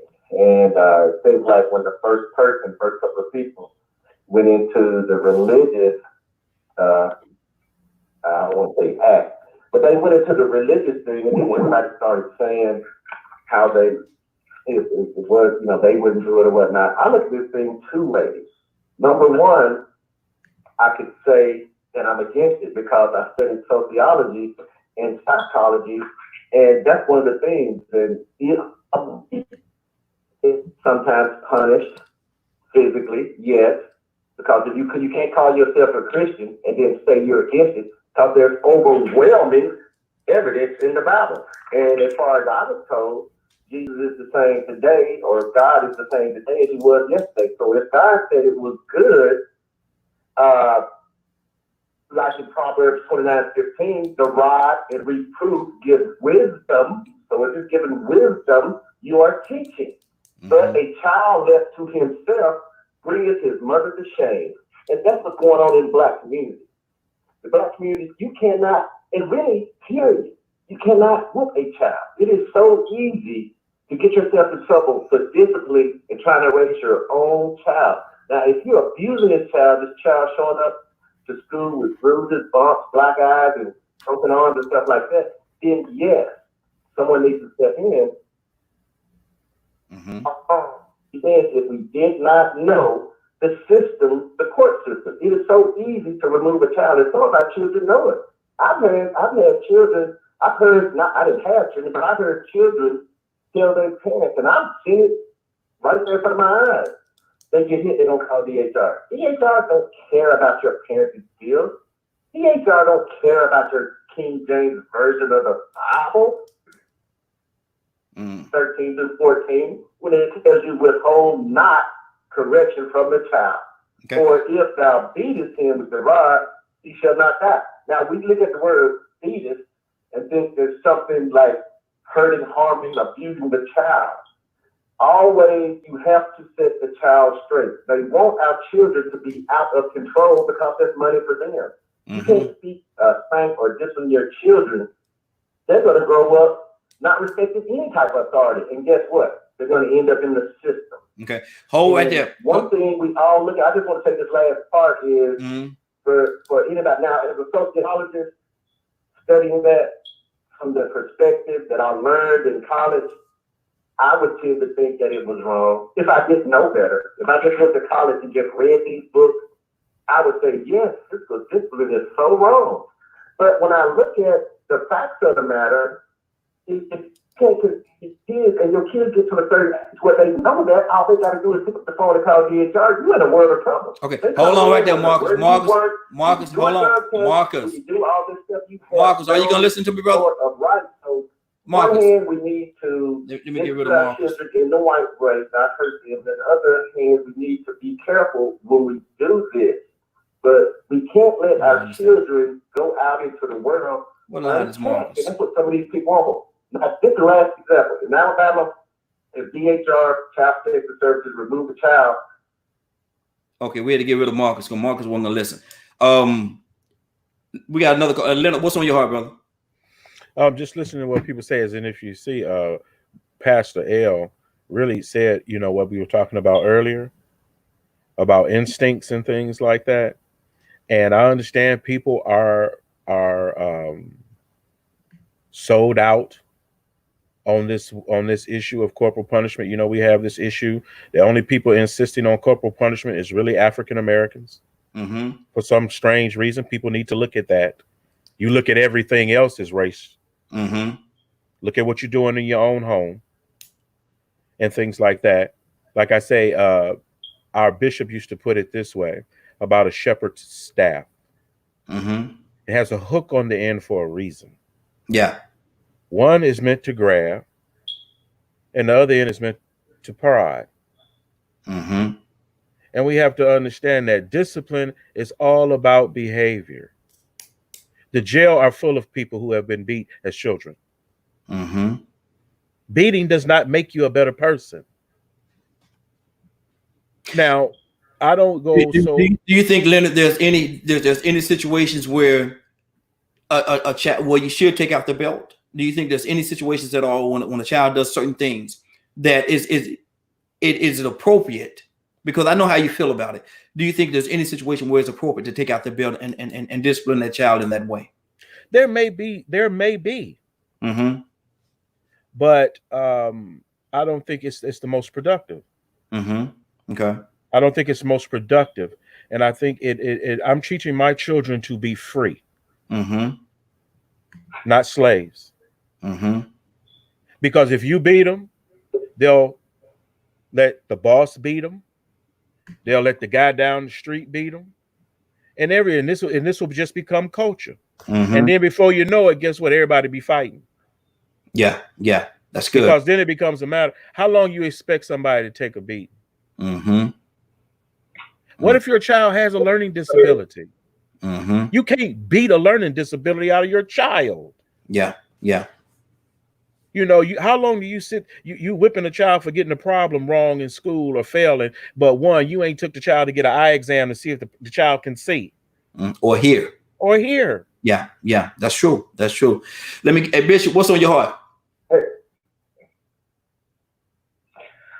Man, I'm gonna say I'm loving the comments and I'm listening. They got me cracking up over a little bit. And one of the things when it came down to my children, I didn't whoop them for everything. Now, right. I talk to them more than anything, and my children tell you today that Dad didn't whoop us for everything. Mom, on the other hand, but yeah, I would sit down and talk to them, and if I did discipline them or whoop them, I would explain to them my reasoning why I'm whooping them, not because I don't like them or love them. You did X, Y, Z, and I told you not to do X, Y, Z. That's why I'm whooping you. When they get to a certain age, then whooping stops. And now you're at this age, and 14 was when I stopped whooping them, except for one of my boys. That's, Mr. Garrett. The last time he got one, he was 18, but he knows why he got it. 18. I hated doing it because you're grown. Oh, 18. I want him to understand. Bishop. What you say? You whooping somebody at 18? 18? He stole me. He took my car. Okay. Okay. The guy that other car. Don't take my car. But that's your own car. You want to drive and flash my car.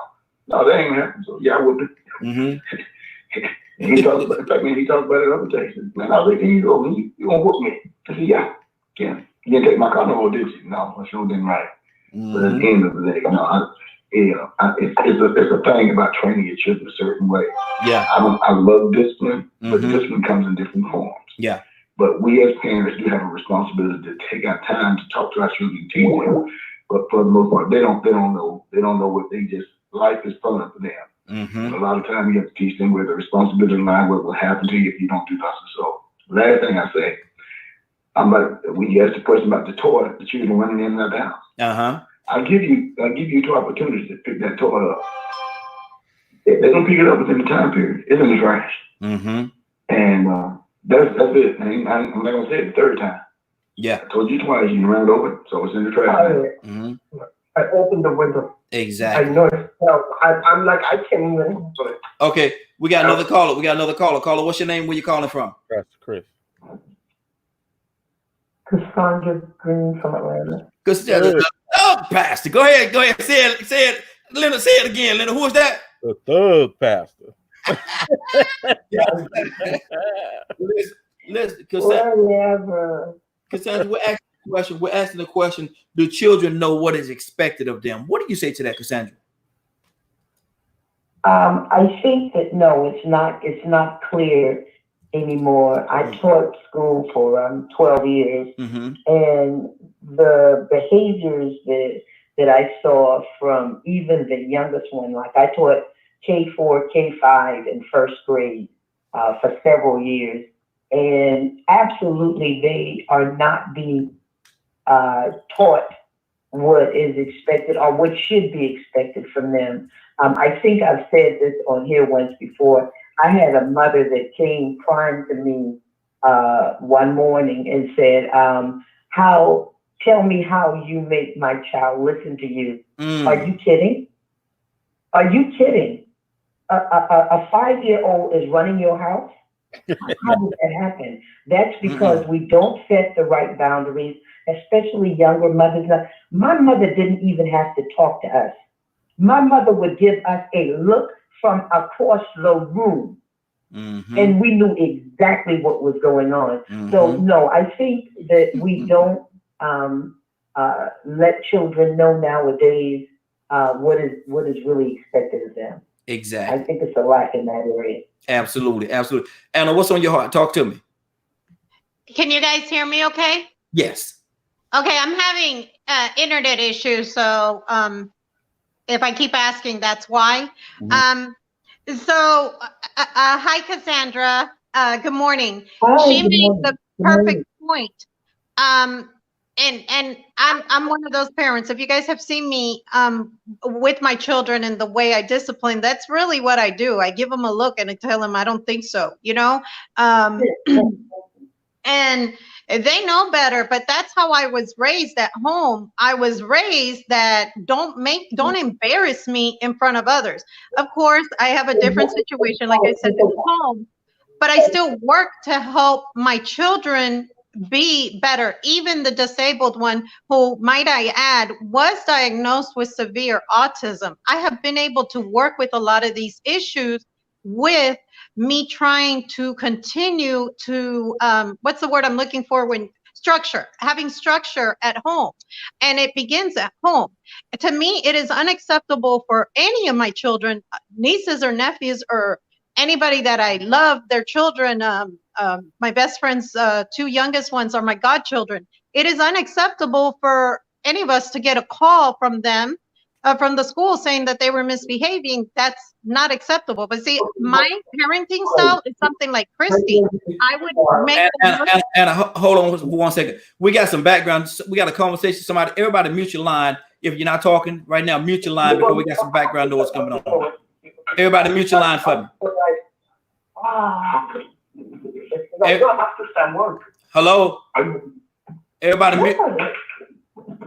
Hello. So we got some background coming from somebody's phone. Mute your line for me. Everybody mute your line for me until I call on you. Go ahead, Anna.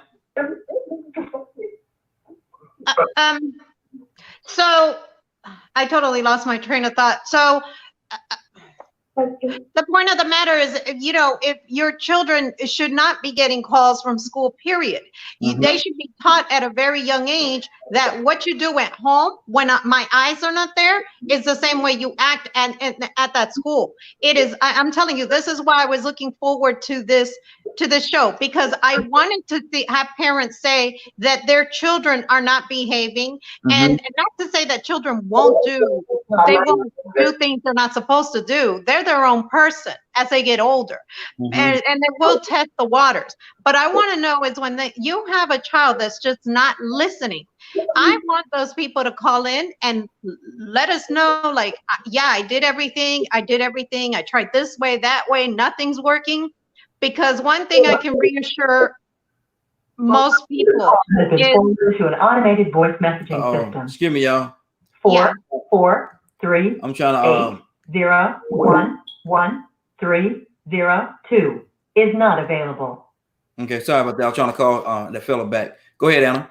It's okay. But most of the time, what you'll see, in my opinion, is that our father might not be in the center of everything with that child's upbringing. And that's why I want to hear, because the cases I've seen when that goes on, they don't have those those foundations there within sorry, that's enough. Within those within the child and their upbringing at home, you know, and like I said, nobody's perfect. None of our parenting styles are perfect. They're all going to test the waters. I did things, although my parents did not raise me that way, as I got older. None of us are perfect. However, I bet you that I won't get a call from school saying one of my kids was skipping school or doing this or doing that, because they already know there's major consequences to it. And like I said, I'm not one to take the phone for a week. You're going to lose out on that phone for a whole month, because I'm going to make sure that you understand that it's not going to happen again, period. Because in the real world, when you do get that write-up and you get 3 write-ups at your job, guess what? For the same thing, you lost your job. So now how are you going to pay your bills? And this starts at a young age. You have to show them. Exactly. Leonard, what's on your heart, brother? Talk to me. Go ahead, Pastor L. Yes, sir. I want, because Leonard, last time Leonard he was talking about that shepherd's staff, and I wanted to address that. First of all, the shepherd does everything out of love. Yes, one end is the hook and to pull the sheep in. The other end is a stick formation where you can pry with. But let's not leave out the example. I have a friend. He actually was a shepherd. Met him in college. His father's family come from shepherds in Scotland, and we were talking because I wanted to get some biblical understanding. There's also a time when the sheep keeps leaving the flock and follows and goes outside of the structure of what's been provided for it. The shepherd will take that sheep. Watch this. First of all, he's got to feed it some medicine because it's been grazing on bad land, because they now the stomach's all messed up. So he has to force feed this sheep by wrapping the medicine inside of a honey-coated piece of device of food so he can eat it. Okay, sweet to the mouth, bitter going down. But then he'll pick the sheep up and he'll break the sheep's legs out of love. So the sheep can't keep running off. It was out of love. He'll split those legs up, and he will carry that sheep. When we see the picture sometimes of the shepherd carrying the sheep, that's the one that's a hard-headed one. And so he'll carry that sheep until the legs heal. But during that time, while the legs are healed, the sheep learns and it's learning about the love that the shepherd has for it. And when its legs are healed, it knows not to go nowhere because it understands how much the shepherd loves them and it's looking out for his best interest. So we have on several levels, we have the hook, the part, we have the prop, and we also have sometimes time to break them legs. Mm-hmm. So, discipline has to be done in stages. It's not just about, I don't want to use the word whooping and beating, but I just say discipline. One thing we learned in the military, platoon sergeants going. But L, let me ask you. Hold on, L. Hold on, L. Talk about it. L. Talk about it. L, can you hear me? Let me say this to you, man. A lot of times, man, you got some situations where people don't know how to differentiate between beatings, whoopings, and discipline.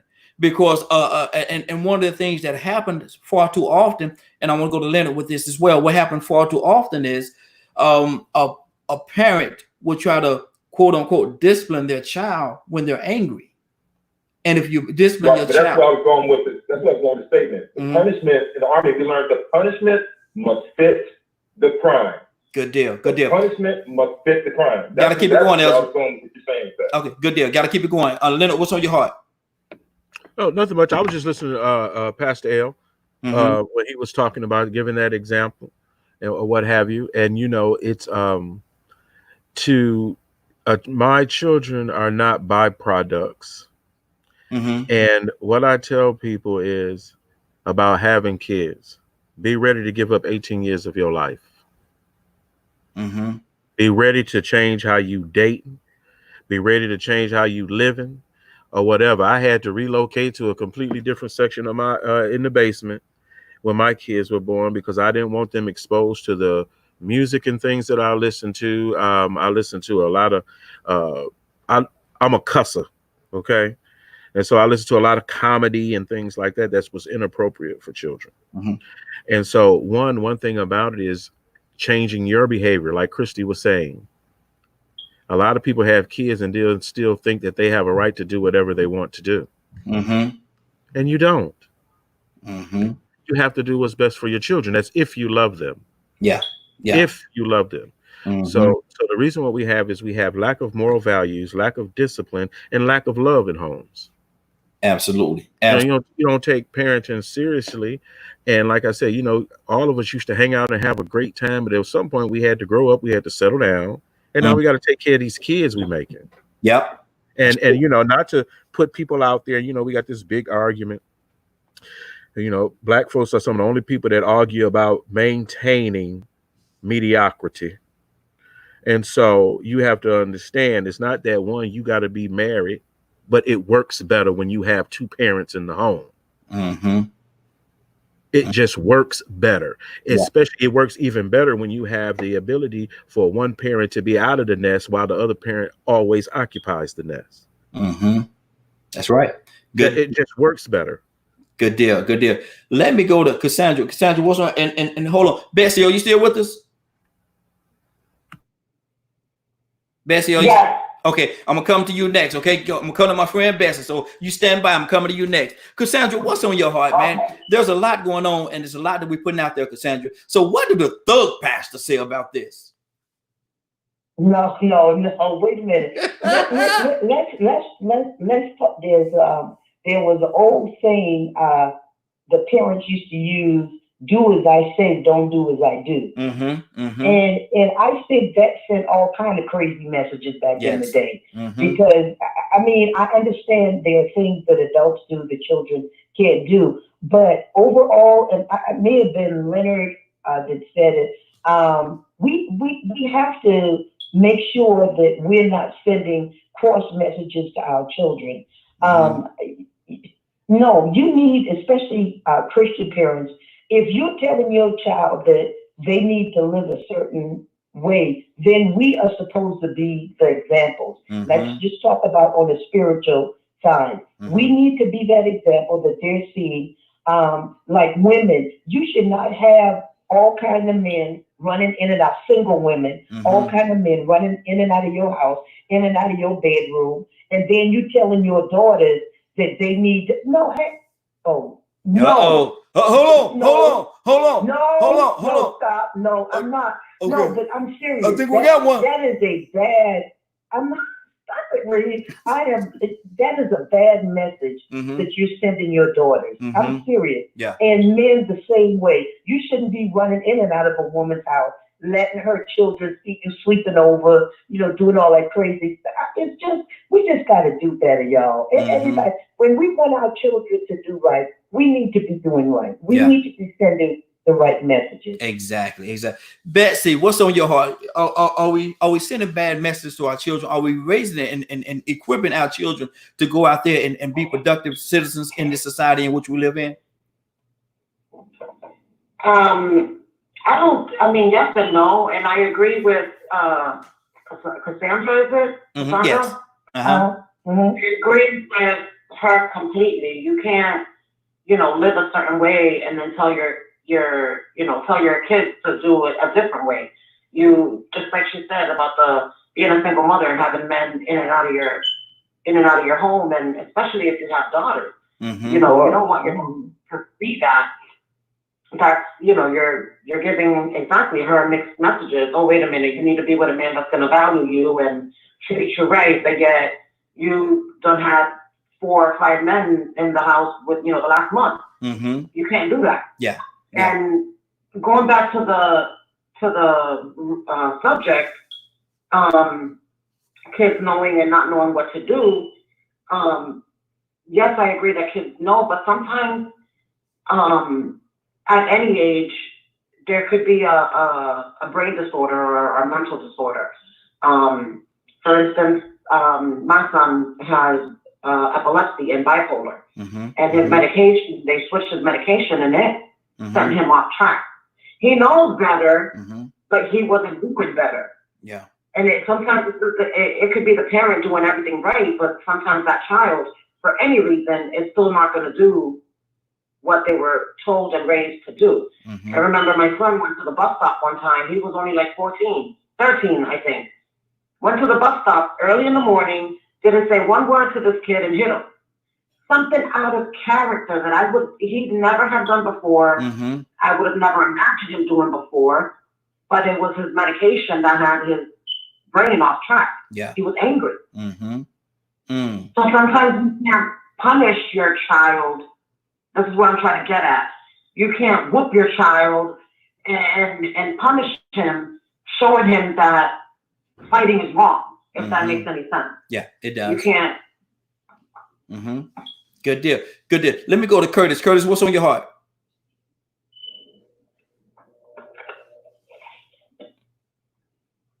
This is all, everybody is absolutely Curtis, correct. come close to that phone, brother. Come close to that phone. I said everybody is making some really, really, really good points on how to deal with children. I have this saying in my house that I don't want my kids to be scared of me. I want them to be scared of what I'm going to do if they get out of hand. Nobody should be disciplining anybody, children, grown, whatever, if your discipline is not teaching or advancing the thought and or the ideology of being an upright human being. I'm not going to say that I'm against, I'm not going to say that I'm against disciplining a child. Discipline is a form of wisdom. Yeah. And when you look at things from a sociology perspective and or psychology perspective, sometimes you got to put that down. And we have these degrees, but the greatest piece of paper you can have is a CSD. You know what a CSD is, right here? What's that, Curtis? It's a common sense degree. Come on now. Boy, you hit him with that one. You know, I'm listen, man. I remember my freshman year in college, man. Mm-hmm. And I just left the desert. One of the greatest professors known to the academic circle looked us in our face in our class and said, you know what, some of y'all can solve the isosceles triangle. But most of y'all don't have a CSD. Mm-hmm. And I looked at her, I said, CSD? She said, yeah, Mr. McNeil. She said, a common sense degree. Mm-hmm. I know you got one, but most of these kids don't have it. Good deal. You know, mm-hmm. You know, my grandma used to tell me when she used to talk to me about, you know, disciplinary action and stuff like that. She used to tell me, like, all right, bro, now you keep on sticking your hand on that stove. Keep on. Mm-hmm. You know what I mean? I didn't know when I was younger what she was talking about, but she was basically speaking in, I guess you could say, a metaphor. You know what I mean? To say that, all right, now you keep sticking your hand on that stove, you're gonna get burnt. Exactly. Gotta keep it moving, Kurt. Gotta keep it moving, Kurt. Let me go to Anna. What's on your heart right now? I'm not gonna say his name on air, but my little baby, he didn't mean to do that. He was just having a bad day. And Betsy, I know it's a little bit harder for you and I. We both have children with the same situation in different ways. And I was gonna say that earlier. Sometimes, like you gave an example of, say something's on the floor, a toy, and excuse me, for some parents, it's easier to say, well, that's been sitting there. And sometimes I've done it just to test them out as they've gotten older. Does it really work if you just leave it there? But I've been one of those moms that, and I think that's just the OCD in me, where I'll just pick it up anyway. But one thing that I can say, when you have children that have certain disabilities, whether it's learning, other things, you've got to keep in mind too that they might not even see what's right there because they're so focused on everything else, ADHD and other things. So just parents, please keep all of that in mind, because whooping them is not going to get you anywhere. Our Father teaches us ways, and you know, when I hear the words, and maybe I'm wrong, but I like to question a lot of things that I read or that I hear people phrase a certain way. When I hear about not sparing, and you guys correct me if I'm saying this wrong, not sparing the rod for your children. To me, in my opinion, and I may be wrong, does not necessarily mean that the rod was hitting. It just may be some type of punishment. And if I'm wrong, anybody who knows or who can, you know, correct me on my belief on what I thought I read on in the Bible, then correct me. But not everything is constantly hitting. Because I think of, and Leonard said something, I'm almost positive it was Leonard or Curtis, it might have been Bishop, who said something about it's like slavery times.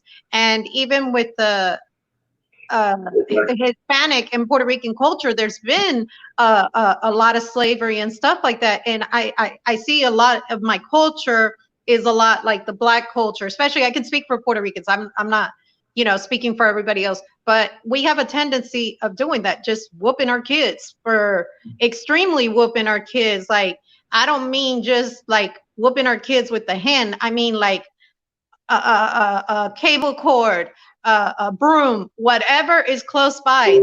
Our mom's favorite one, and Betsy can attest to this, was what we call the chancleta. The chancleta was whatever sandal she had on, and she would literally throw that, and that will get you wherever it got you. And trust me, you weren't moving fast enough. We make jokes about it now, but that's the truth.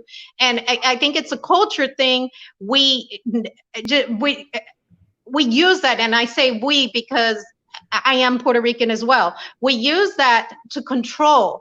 And in the real world, if your child grows up to be a woman beater or a woman that beats her man or fights at the job, guess what? They're going to lose that. And then they're going to be dealing with all other types of mental issues. And I'm not saying one way is right or another. Sometimes we do got to raise our hand on our kid as much as it hurts us. For me, I don't like hurting anybody, much less my babies, my seeds. But with that being said, I turn around, and what you can do is just try to balance it out. Yeah. And, so. Good deal. Good deal. You're good. You're good. Bishop, what's on your heart right now? Bishop, you there? Sorry, I forgot I had the phone on mute. No. Bishop. Yeah, no. Yep. I hold on. No. agree with. No, not Bessie. Bessie, I'll come back to you in just 1 second. I'm saying Bishop.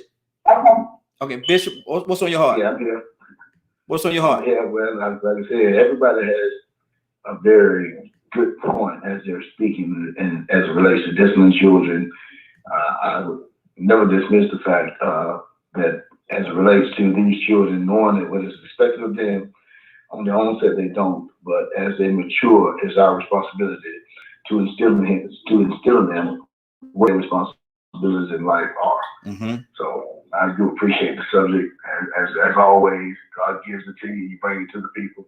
So thank you so much, my brother. Yes, sir. Yes, sir. To God be the glory. You know what I'm gonna say? To God be the glory. Bessie, what's on your heart? What's on your heart right now, Bessie? I guess the last thing I could say is Go ahead, Bessie. Hello? Yes, go ahead. If you are gonna, with your kids, if it gets to that issue, you don't do it out of anger, you do it to teach them.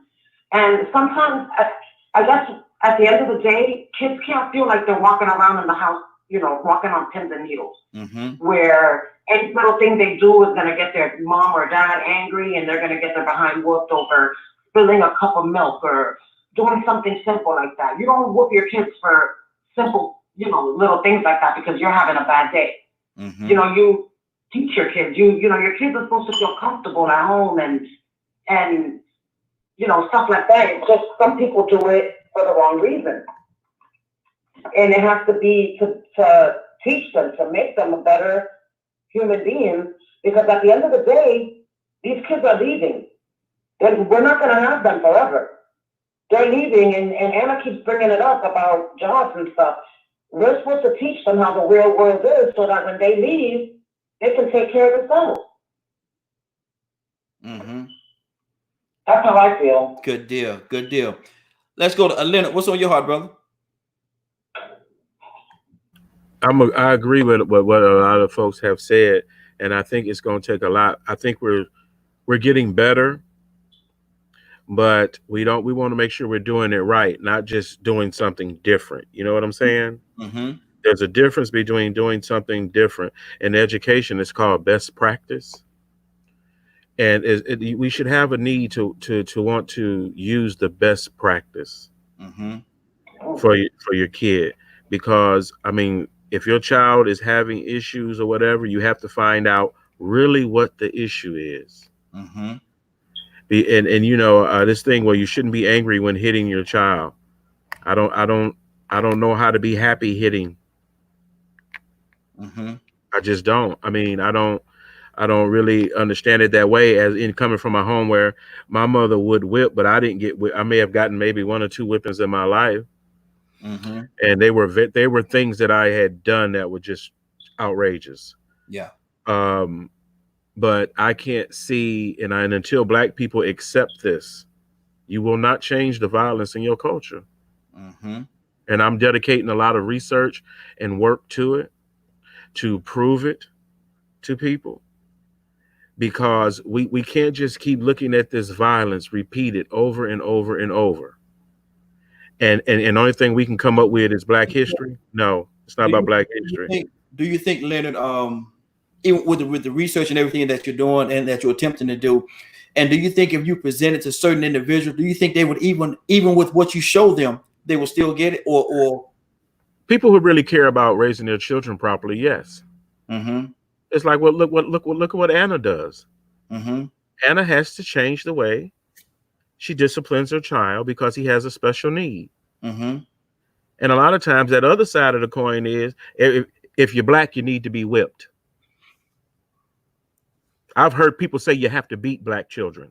Mm. You hear me? That's disgusting. Mm-hmm. Yeah, exactly. And we have to change that about our culture. Mm-hmm. Good deal. Good deal. Cassandra, what's on your heart right now? And then after that, going to Curtis. Yeah, Anna almost made me cry when she mentioned about someone talking about mentioning how our different cultures, how we discipline our children, because the worst trauma I ever had in my life was at the hand, even aside from being beaten by a husband, was at the hand of my mother, who I believe she was bipolar, and she was whipping me because something had happened at the house, and I was the oldest, and she stripped me naked, tied me to a bed, and whipped me with an extension cord until she was exhausted, which left welts all over my body. One of them today, you can still see it. It's stuff like that, y'all, that traumatizes children. And my concern right now with us being on the shutdown, lockdown, is that there are actually children, y'all, that their safety place was schools. That's sad. Yeah. And now they're at home with a parent that is not in control, and these children are being abused at home. It sickens me every day, and I pray for those children every day that are at home with abusive parents that are out of control, and now they don't have that safety net of going to school. Absolutely. Absolutely. Curtis, what's on your heart, brother? Yes. Woo. Kurt, you there?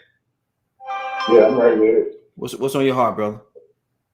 You know, seeing the societal roles of mental health and really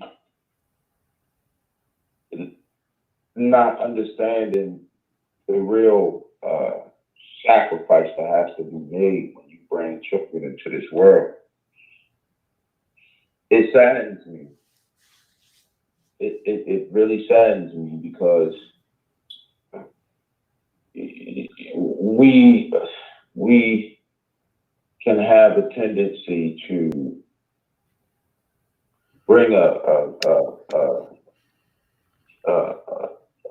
subset to American culture or society that believes that the belt and the whip is the first answer to a situation and a problem.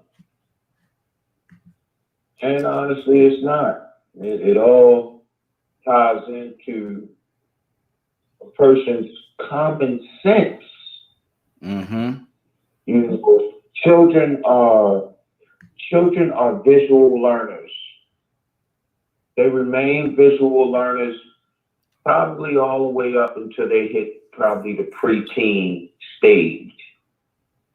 Because as a preteen, that's when children really start to learn how to formulate answers that stimulate ideas. That's just my view after 20 plus years of dealing with at-risk youth, youth that suffer from mental health issues and so cognitive issues and stuff like that. Yeah. Children are visual learners. So as adults, we have to understand, and I'll just end it like this. As adults, we have to understand that do as I say, not as I do, is not a good formula if you do things that you ain't got no business. Anybody got some tissue? As adults, we have to, not even we need to understand, we have to stop asking children to make grown folk decisions. And then get upset when this kid made a decision and the decision wasn't proper. Exactly. A child is a child. That's all I'm saying. Good deal. Let me go to Betsy, and then after that, I'm going to Christy. Betsy, what's on your heart?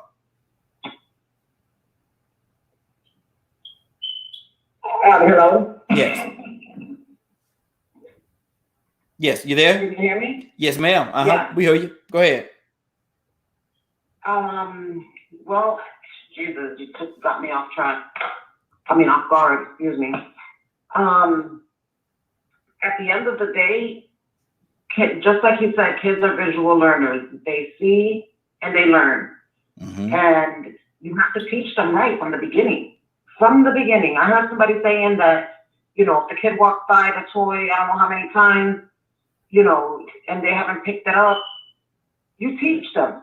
Like my kids, when they were little, if they left toys around, I would put them in a box after so long, and they wouldn't get those toys for a while. Why? Because you didn't care about those toys. You learn, you learn. You teach your kids, clean your room. My kids' rooms are 9 times out of 10 always clean. They're not perfect, I'm not gonna lie, but they don't leave plates in there. You know what I mean? Like, just, you gotta teach them so that when they grow up, they teach their kids good, your grandkids, and so forth. And sometimes sometimes you do need some firm, discipline, especially if they've done something, crazy. But at the end of the day, sometimes words can teach them more than that whipping. Exactly. And you're right about that. Christy, what's on your heart? Hey guys, it's so much that's been said that I want to make sure I tap on just a little bit. One thing that we haven't said, we have to understand that children understanding and knowledge doesn't just start when they get here. In the womb, science have proven that children can hear. Their development starts in the womb. So it's very important as mothers to begin, once you are pregnant, to begin that journey of teaching right then. With the music you hear, with the things you watch, with the emotions you feel, all of that goes into that development of that child. And so when the child does get here, it's things that we do have to change. Now that sister that just spoke about the extension cord, oh my God, how I understand. And I can smile about it because, I can remember, I'm a twin, and I can remember when me and my sister, we was about to get a spanking, and we were so afraid to run, we ran around in a circle around my mom because we didn't want to run away. And I think she got so frustrated that she just got whatever she had in her hand. I think it was a comb or a brush. So it is hilarious to me because I can remember even and what got me stopped with my children was my daughter. I think I told this story before. I forgot what she did, but I was so angry. I was mad at her. And I went and got my belt because I was finna whoop her. And she was standing right there and she looked at me and she say, I think we had just got back from church. She say, Lord Jesus, I pray right now that you help my mama, Lord. Don't let me get a whooping, Jesus. I trust you, Lord. I trust you. And she started praising God and started doing a little dance. And at that moment, I got conflicted. I said, well, Lord, do I whoop her and teach her that you won't help her? Or do I not whoop her and let her think she can get away when she call on Jesus? Hey, Elgin, how do you deal with a situation like that, Elgin? Okay, man, I want to answer your question, but I have something in my heart. Can I share what's in my heart? Yeah, go ahead. I just want to share. Because I'm not saying that we should be beating our children.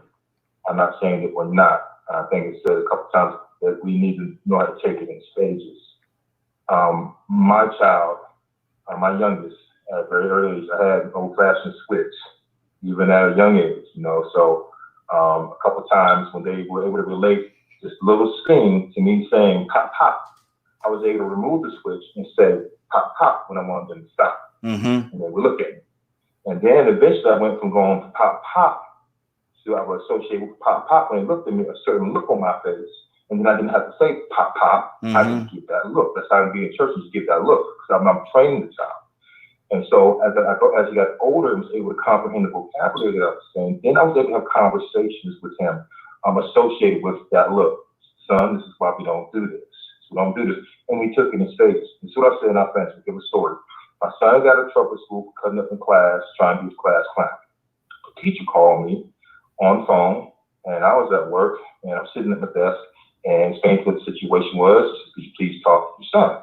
Now, I started talking to my son. I said, son, now, as far as I know, this is me and my son on the phone. Son, God, now you know better. You know I don't tolerate this nonsense. I told you when you were at the school and you see that teacher, you better act like you're looking at me.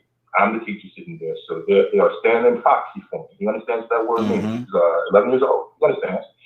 And I said, but you're not going to do this. You're there. You have one job, and that is get your education. That's just your job. I go to work every day. You go to work every day. You go accomplish your job. I accomplish my job. If I don't do well in my job, I get fired. They send me home. I can't pay bills. I can't buy that new PlayStation you want. You go there and you don't do it. I'm going to start taking things away from you, like your video games. You won't have them. I said, son, I love you enough to let you know this is unacceptable behavior. Now, what do you have to say for yourself? And he said, nothing. Yes, sir. I understand. Now, I didn't know. I was on speakerphone in the classroom. The lady took it off the phone, took the phone back. The teacher came back. She says, Mr. James, thank you so much. I should have told you, but you were on speakerphone, and all the kids heard you. You know, I don't know why I had you on speakerphone, because normally when I call a parent, the first thing they start doing with their kid is cussing their child out on the phone about what they're going to do and come up there and beat their behind in the middle of the hallway and so on and so forth. She said, but there was so much love in what you said. She said, I can watch the kids' faces, and they heard your voice, and they all started pouring it together. She called back the next day. She said, my room was so quiet the rest of the day. And so it is done in stages. But, you know, sometimes when your soul don't want to get in alignment with what's right, sometimes you need a little something on you to remind you that, hey, come on now, this is what we're doing here. And even God has a way of doing discipline in a certain way like that too. Just pull up his hand and allow things to happen to us, and we go, ouch, I don't like that. Exactly. Listen, I'm looking at the clock, man. It's 9:19. We don't went over, man. But I'm gonna tell you something. We could talk another, I know, 3 or 4 hours on this topic right here. We could talk another 3 or 4 hours. I want to touch a few people and real briefly, because we got to get out of here. Anna, what's on your heart? I just shared and I tagged everyone on the poster I was talking about. Please, if you guys could share with other parents that maybe need to hear some of these things. They have another one that's for Christians. I couldn't find it, but I did tag each and every one of you guys. And please, it would be nice to share, because there's got to be other ways to do better for the next generation. And again, it doesn't only affect our children, it affects our it affects many generations to come. So just ask God to lead you, pray about everything, and he'll lead you on how to do it with your children, no matter what. I love each and every one of you guys, and I'll see you guys again tomorrow. Absolutely. Absolutely. Good deal. Cassandra. Yes, sir. What's on your heart? I'm just grateful for the conversation that we've had today. Our children are, many of them are in such serious situations, and the things that they're dealing with now, we never had to address back in the day. So we have to be mindful of that we have to nurture these children to deal with what is happening today. So, you know, that is my word to everybody within the sound of my voice. Let's make sure that we're preparing them and loving on them and making sure that they have the tools that they need in order to make it today in our society today. Absolutely. Absolutely. Bessie, what's on your heart? I agree with Cassandra, and I love the topic this morning, and I feel like we can talk for hours and hours, because this is important. These kids are our future. So we have to focus more on them than anything else, especially with what's going on in the world today. You know, they're ours. We chose, you know, God gave them to us, and we're supposed to protect them and nurture them and teach them the way. Good deal. They're not ours. They're God's children. Mm-hmm. We just supposed to be the ones to protect them and nurture them and love them. Good deal. Good and deal. that includes disciplining them so that they know what's right and what's wrong. Absolutely. Absolutely. Bishop, what's on your heart?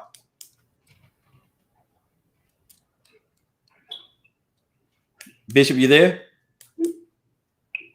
Oh, I thought you called me again. No. Bishop, I think your call dropped because I saw something about something got disconnected. So I think we got disconnected from him. Okay, good deal. Good deal. Elgin, you there? Let me see who I got here, man. Let me look at my line, see who I got on the line here. Okay, okay, yeah, we don't lost pretty much everybody on there. Okay, that's cool. That's cool. Captain Leonard. Hey. Man, what's on your heart, brother? Before we close, I just want to make sure that people understand that there are other things that we need to do. I know in a lot of places we have to make sure that we are mailing in our applications for absentee ballots. Yes. I would advise people to do that because we don't know what we're looking ahead. The election has been rescheduled or what have you. But if you have your application for absentee ballots, make sure you send that in. Also, I remember when we started talking before, and I told you those things that I was trying to remember. I pledge allegiance to the Christian flag and to the Savior for whose kingdom it stands. One brotherhood united all mankind in service and in love. And then you also did a pledge to the Bible. And it was, I pledge allegiance to God's holy word. I will make it a lamp unto my feet, a light unto my path. I will hide his words in my heart so I do not sin against God. Now, I learned those things when I was 6 or 7 years old. And it took a minute for me to recall them. And so learning is something that you have to do every day, and you have to do reinforcement. Reinforcement means if you want to are getting a good behavior, you want to reinforce that. If you're doing this, and if you're just hitting a child and you're not getting a change, guess what? It's not working. Yeah. It's simply not working, and it is not doing what you believe it's supposed to do, is change behavior. So people should think about how they're going to be more involved in their child's education when they do go return to school. Good deal. Good deal. Now, Leonard, what's going on at 3 o'clock today? Go ahead and put it out there, man. If you did not get a chance to hear this show in its entirety, you can log on to www.dkmradio.com at 3 o'clock. Good deal. Good deal. Now, we are about to get out of here for today, but before we go, I'm going to get Anna to pray us out. Anna, yeah, I'm going to put you on the spot. Bring that word, girl. Pray us out. Come on. Dear Heavenly Father, we come at you humbly and we ask for forgiveness if we sinned against you or sinned against anyone else. And I really pray for any child that is dealing with any type of abuse right now, whatever it may be, that you send angels to shield them and protect them. I mean, it breaks my heart that anybody should have to endure that. I pray that, if your parents that are having other type of mental issues, that you seek and you give them the wisdom to seek the help. This broadcast, that it continues to reach people's homes and maybe saves a life. We thank you for just uniting all of us and just letting each and every one of us be able to probably say the right words that are needed in who knows whose life. And Lord, please continue to bless Raheen and anybody else that can come within this panel to help others get where they need to get. In Jesus' name we pray. Amen. Amen. Amen. It's time for us to get out of here for today. It is now 9:25. It's been a great broadcast. I want to thank everybody for joining us, and more than that, thank you for allowing DKM Radio and the Morning Glow to be a part of your day. Anna made it. Anna made it through without crying. I cried. Anna did not make it a little bit. Yeah, look, Anna did not make it through without crying. Yeah. I didn't cry. I didn't cry today. No, yeah. I did. I don't like to see people hurt. Cassandra, I love you, and I shield you with lots of hugs and kisses. Absolutely. All right. Absolutely. So, bless you. Yes, sir. Also, let's let everybody know that if you know children who may not have things to eat, most school districts are still serving breakfast and lunch. Yeah. And I think they're even serving any child up to the age of 20. Wow. Wow. So you can usually go on your kid's website or call the Department of Education in your area to find out where they are providing breakfast and lunch and things like that. That's good. Especially if you know of kids in situations where their parents may not be home right now, who still have to go to work. Yeah. And stuff like that. That's good. That's good. I appreciate that, man. Appreciate it. It is now 9:27. You're about to exit the Morning Glow. But before you go, I want you to do me two favors, if you will. One, I want you to continue to pray for us because we're certainly praying for each and every one of you. Number two, why this is real simple. I want you to go out there, find somebody and give them a hug because you never know. It could be the only hug that they get, or it could very well be their last. Love you, and ain't nothing you can do about it. Have a great day and a better tomorrow. Now we shine some of this light on you from the Morning Glow. Take some of this light out into this wicked and cruel world that we live in, and let your light so shine. We're about to get out of here for today. Y'all have a great day. Love you and love each other.